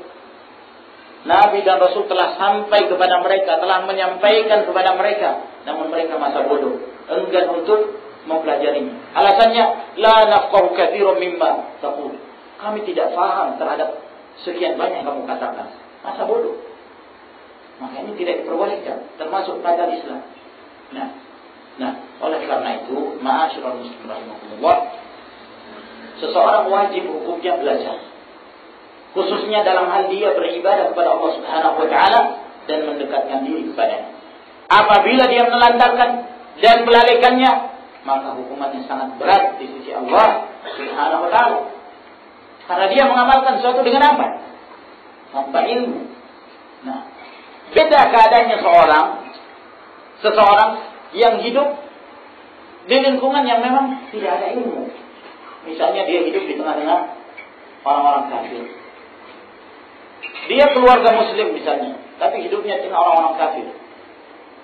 Tentu hal ini tidak sepantasnya seorang itu hidup di tengah orang-orang kafir. Namun ketika dia hidup, sejak kecil dia hidup di lingkungan orang kafir. Dia pengen belajar, tapi tidak ada yang menyampaikan kepadanya. Ya, dia kesulitan untuk mencari hidayah. Nah, sementara dia telah berusaha, maka keadaan yang seperti ini Masyaallah rahimakumullah, seorang itu ma'dzur, dia diberikan udzur dengan perbuatannya ketika dia melakukan kesalahan, bahkan ketika dia melakukan kesyirikan. Oleh karena itu Rasul sallallahu alaihi wasallam menceritakan tentang sebuah keluarga yang hidup di zaman fatrah. Fatrah itu yakni zaman tidak ada Rasul yang menyampaikan ilmu kepada mereka. Maka orang ini ketika akan meninggal, dia telah mewasiatkan kepada anak-anaknya, apabila saya meninggal nanti, maka hendaknya tubuh saya kalian bakar. Ya, agama apa itu yang biasa bakar tubuh? Hindu. Ada yang lain? Hindu yang masyhur. Bakar tubuh saya. Kemudian kamu hancurkan, kamu jadikan apa itu? Jadi bubuk gitu. Nah, setelah itu ya, kamu bawa ke lautan, kamu tebarkan di lautan. Ya, bagiannya ini disebarkan di sini, sebagian yang lain seterusnya. Kenapa dia melakukan hal itu? Karena takut jangan sampai tubuhnya dikumpulkan kembali oleh Allah Subhanahu wa taala, maka dia akan disiksa. Dia takut dengan siksaan Allah Subhanahu wa taala. Akhirnya ketika meninggal, anak-anaknya menjalankan wasiatnya. Dia dibakar, kemudian debunya itu dikumpulkan, kemudian disebarkan di lautan. Pada hari kiamat Allah Subhanahu wa taala mengatakan, "Kun." Jadilah dia. Nah, berdiri di hadapan Allah Subhanahu wa taala. Maka Allah bertanya kepadanya, "Kenapa engkau melakukan perbuatan itu?" Maka hamba ini mengatakan, "Ya Allah, saya melakukan perbuatan ini karena saya takut akan siksaanmu." Jadi dia punya rasa takut, dan itu ibadah. Takut kepada Allah Subhanahu wa taala. Tapi tindakan kekufurannya kenapa? Dia meragukan qudratullah, kekuasaan Allah. Dia berpikir kalau ditebar di laut, Allah tidak kuasa untuk mengembalikan tubuhnya.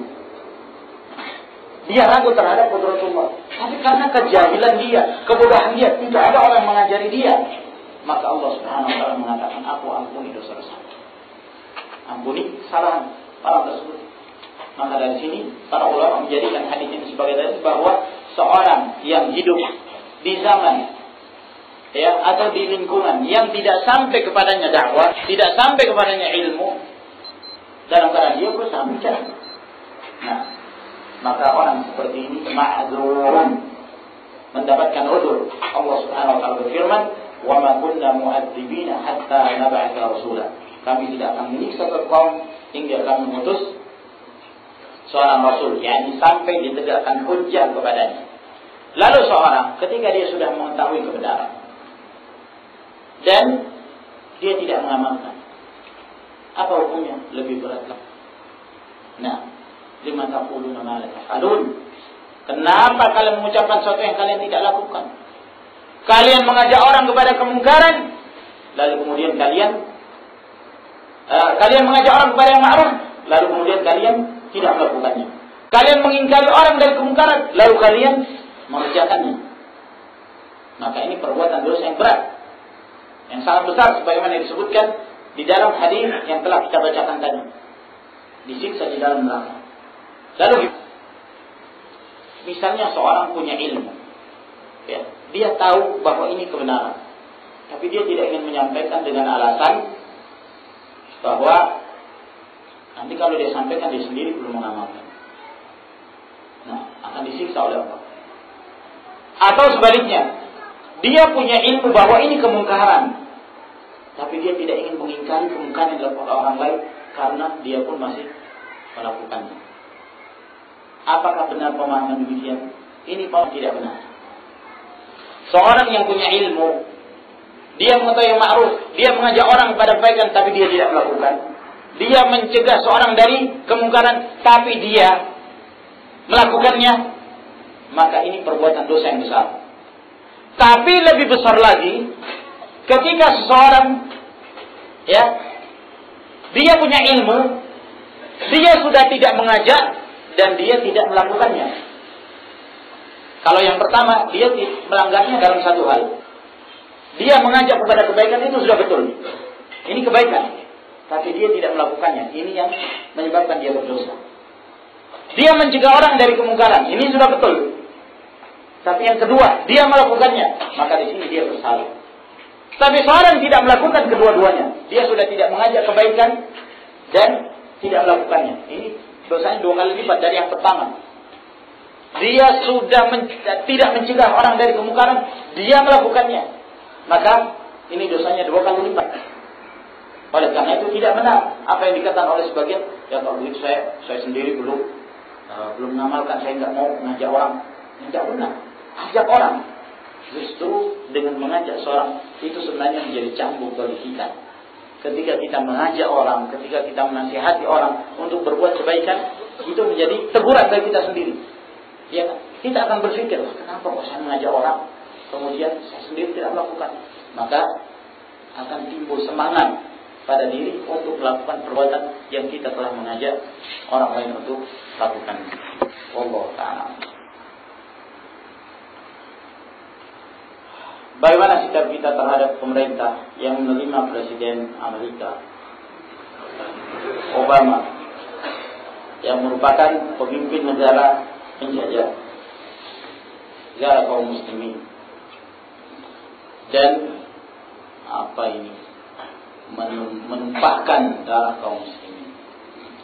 Iya, ma'asyiral muslimin rahimahullah, kita wajib membenci Obama dan membenci orang-orang kafir, terus mereka yang memerangi kaum muslimin dan tidak menghormati darah-darah kaum muslimin. Semoga Allah subhanahu wa ta'ala membalas kezaliman mereka. Semoga Allah subhanahu wa ta'ala membinasakan mereka. Semoga Allah subhanahu wa ta'ala memerangi mereka. Namun itu harus diingat, semua ada hikmahnya. Kenapa kaum muslim ditindas? Kita harus mengoreksi diri kita, apa sebabnya. Lalu kemudian kita berusaha mencari solusi. Berkenan tentang kedatangan Obama. Lalu gimana kalau Obama itu datang? Nah, ma'asyiral muslimin rahimakumullah, termasuk di antara siasah syariah, politik syar'i adalah tidak diperbolehkan seorang itu mengganggu utusan, ya, yang menjadi utusan orang-orang kafir atau yang semisal, apakah dia kepala negara atau yang lainnya. Apabila dia menjadi utusan satu negeri, meskipun dia adalah musuh kita, meskipun dia adalah lawan kita, yang demikian tidak diperbolehkan, haram hukumnya, ya, haram hukumnya, baik dari pihak kaum muslim maupun dari pihak orang-orang kafir. Sampai Rasulullah sallallahu alaihi wasallam ketika Utsman radhiyallahu taala anhu memutus Utsman bin Affan dalam kejadian Hudaybiyah itu, beliau memutus Utsman bin Affan untuk berdialog dengan orang-orang kafir, membiarkan mereka masuk. Mereka ingin beribadah. Nah, kemudian sempat terdengar berita bahwa Utsman bin Affan dibunuh oleh mereka. Maka pada saat itulah Nabi sallallahu alaihi wasallam membaiat para sahabat, baiat di bawah pohon yang masyhur, yang Allah Subhanahu wa taala telah ridha mereka yang dibaiat oleh Nabi sallallahu alaihi wasallam di bawah pohon tersebut. Laqad radiyallahu 'anil ladzina yubayyi'una tahta asy-syajarah. Nah, Allah Subhanahu wa taala ridha kepada mereka. Tangan Allah di atas tangan-tangan mereka. Maka tidak diperbolehkan yang demikian. Ya. Ada delegasi dari kaum musyrikin. Salah satu yang kita sebutkan tadi, Utbah bin Rabi'ah, datang kepada Nabi sallallahu alaihi wasallam. Tidak malah direndahkan, tidak malah dilecehkan atau di demo atau yang semisalnya. Tidak ada sama sekali. Tidak. Bicarakan dengan cara yang baik. Kalau mendatangkan kemudaratan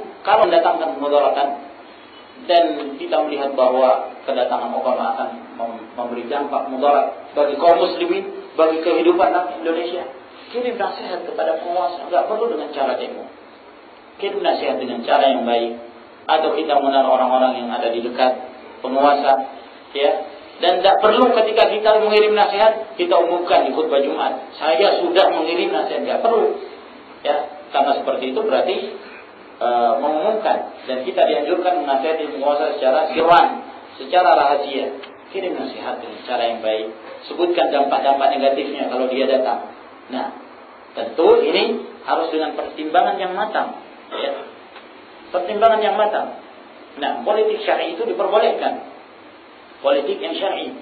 Ya, kalau memang ada manfaatnya, dan tentu ini harus dikembalikan kepada ahlul khibrah. Ahlul khibrah, orang-orang yang berpengalaman dari kalangan ulama, dari kalangan orang-orang bijak, ya, yang melihat kondisi tersebut. Bukan orang bawahan, para mahasiswa digerakkan untuk demo dan lain sebagainya, subhanallah, yang justru akan menimbulkan kemudaratan di tengah kaum muslim itu sendiri. Maka tidak demikian cara seorang memperbaiki kondisi umat ini. Oleh karena itu, ma'asyiral muslimin rahimakumullah, tentang masalah setuju atau tidak setuju itu harus diselesaikan dengan cara yang baik, tidak dengan cara emosi, tidak dengan cara demonstrasi, tidak dengan cara hal yang justru menghilangkan rasa aman dalam negeri kaum muslimin tersebut. Nah, kalau tidak sampaikan dengan cara nasihat, sebutkan apa negatifnya. Ya. Kalau hanya sekedar dia sebagai penjajah, kalau dia sebagai pemimpin orang-orang membunuh kaum muslimin, ya di zaman Rasul sallallahu alaihi wasallam pun demikian.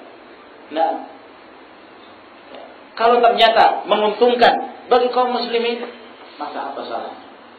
Alam tara ila alladziina qila lahum kuffu aydiyakum wa aqimus salata wa atuz zakat. Ya, tidak akan kau melihat orang-orang yang dikatakan pada mereka, tahan tangan-tangan kalian, jangan kalian perangi. Tahan, tegakkan sholat, tunaikan zakat. Dalam kondisi kaum muslim itu lemah dan tidak mampu melakukan perlawanan, maka tetap ibadah kepada Allah Subhanahu wa taala. Jangan melakukan muqawamat, perlawanan yang justru kemudaratannya akan menimpa kaum muslim itu sendiri. Ya, kaum muslim berpecah. Iya. Tidak semua siap untuk berjihad. Pemikiran orang-orang ini berbeda-beda. Ya, kita benci orang-orang kafir, tapi di antara mereka yang mengaku sebagai muslim, ada yang mengatakan mereka itu saudara kita. Iya kan? Jadi kaum muslim itu sendiri berpecah pemikiran mereka. Ya, di antara mereka ada yang tidak punya tauhid, tidak punya landasan akidah yang kuat. Dengan apa kita akan bertempur? Sementara Allah Subhanahu wa taala berfirman, wa'iddu lahum mastata'tum min quwwah. Persiapkan untuk melawan orang-orang kafir apa yang kalian miliki dari kekuatan. Dan kekuatan yang paling dahsyat adalah iman dan amal saleh, menjadikan Rasulullah sallallahu alaihi wasallam sebagai panutan dalam kehidupan kita. Maka mulai dari diri kita, dari keluarga kita, ajak masyarakat kita agar kemudian mereka menghidupkan hukum Allah Subhanahu wa taala pada diri mereka. Kata para ulama, aqimu daulatul Islam fi nufusikum tuqam fi ardikum. Tegakkan daulah Islam itu di hati-hati kalian. Hidupkan hukum Allah.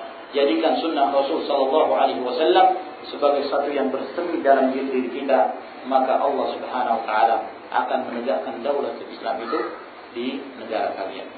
Wallahu taala a'lam bishawab.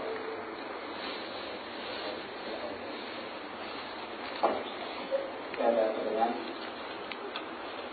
Silakan.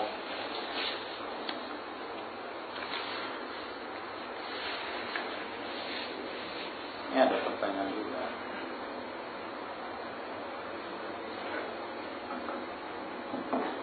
Assalamualaikum warahmatullahi wabarakatuh. Pertama-tama saya mohon maaf nih, pertanyaan ini kalau agak jamaah tahu karena saya waktakan juga. Karena saya jujur ketidakpahaman saya Pak Ustaz. Ini ada sebuah hadis sahih dari Bukhari, dari kisahnya saya baca banyak, menjelaskan bahwa di zaman Nabi berlaku mengeraskan suara mengeraskan suara berzikir setelah selesai sholat fardu. Itu hadis dari Ibnu Abbas.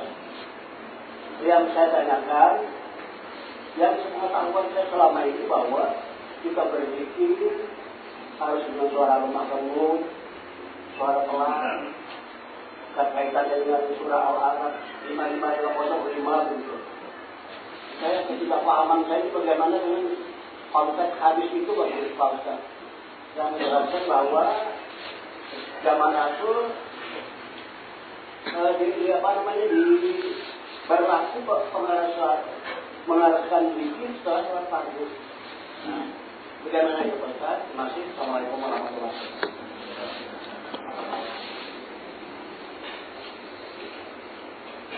hadis yang diriwayatkan oleh Imam Bukhari adalah hadis yang sahih, juga diriwayatkan Imam Muslim dalam sebagian lafaz dari Ibn Abbas radhiyallahu taala anhuma, bahwa di zaman Nabi sallallahu alaihi wasallam kanu yajharun bidzikr.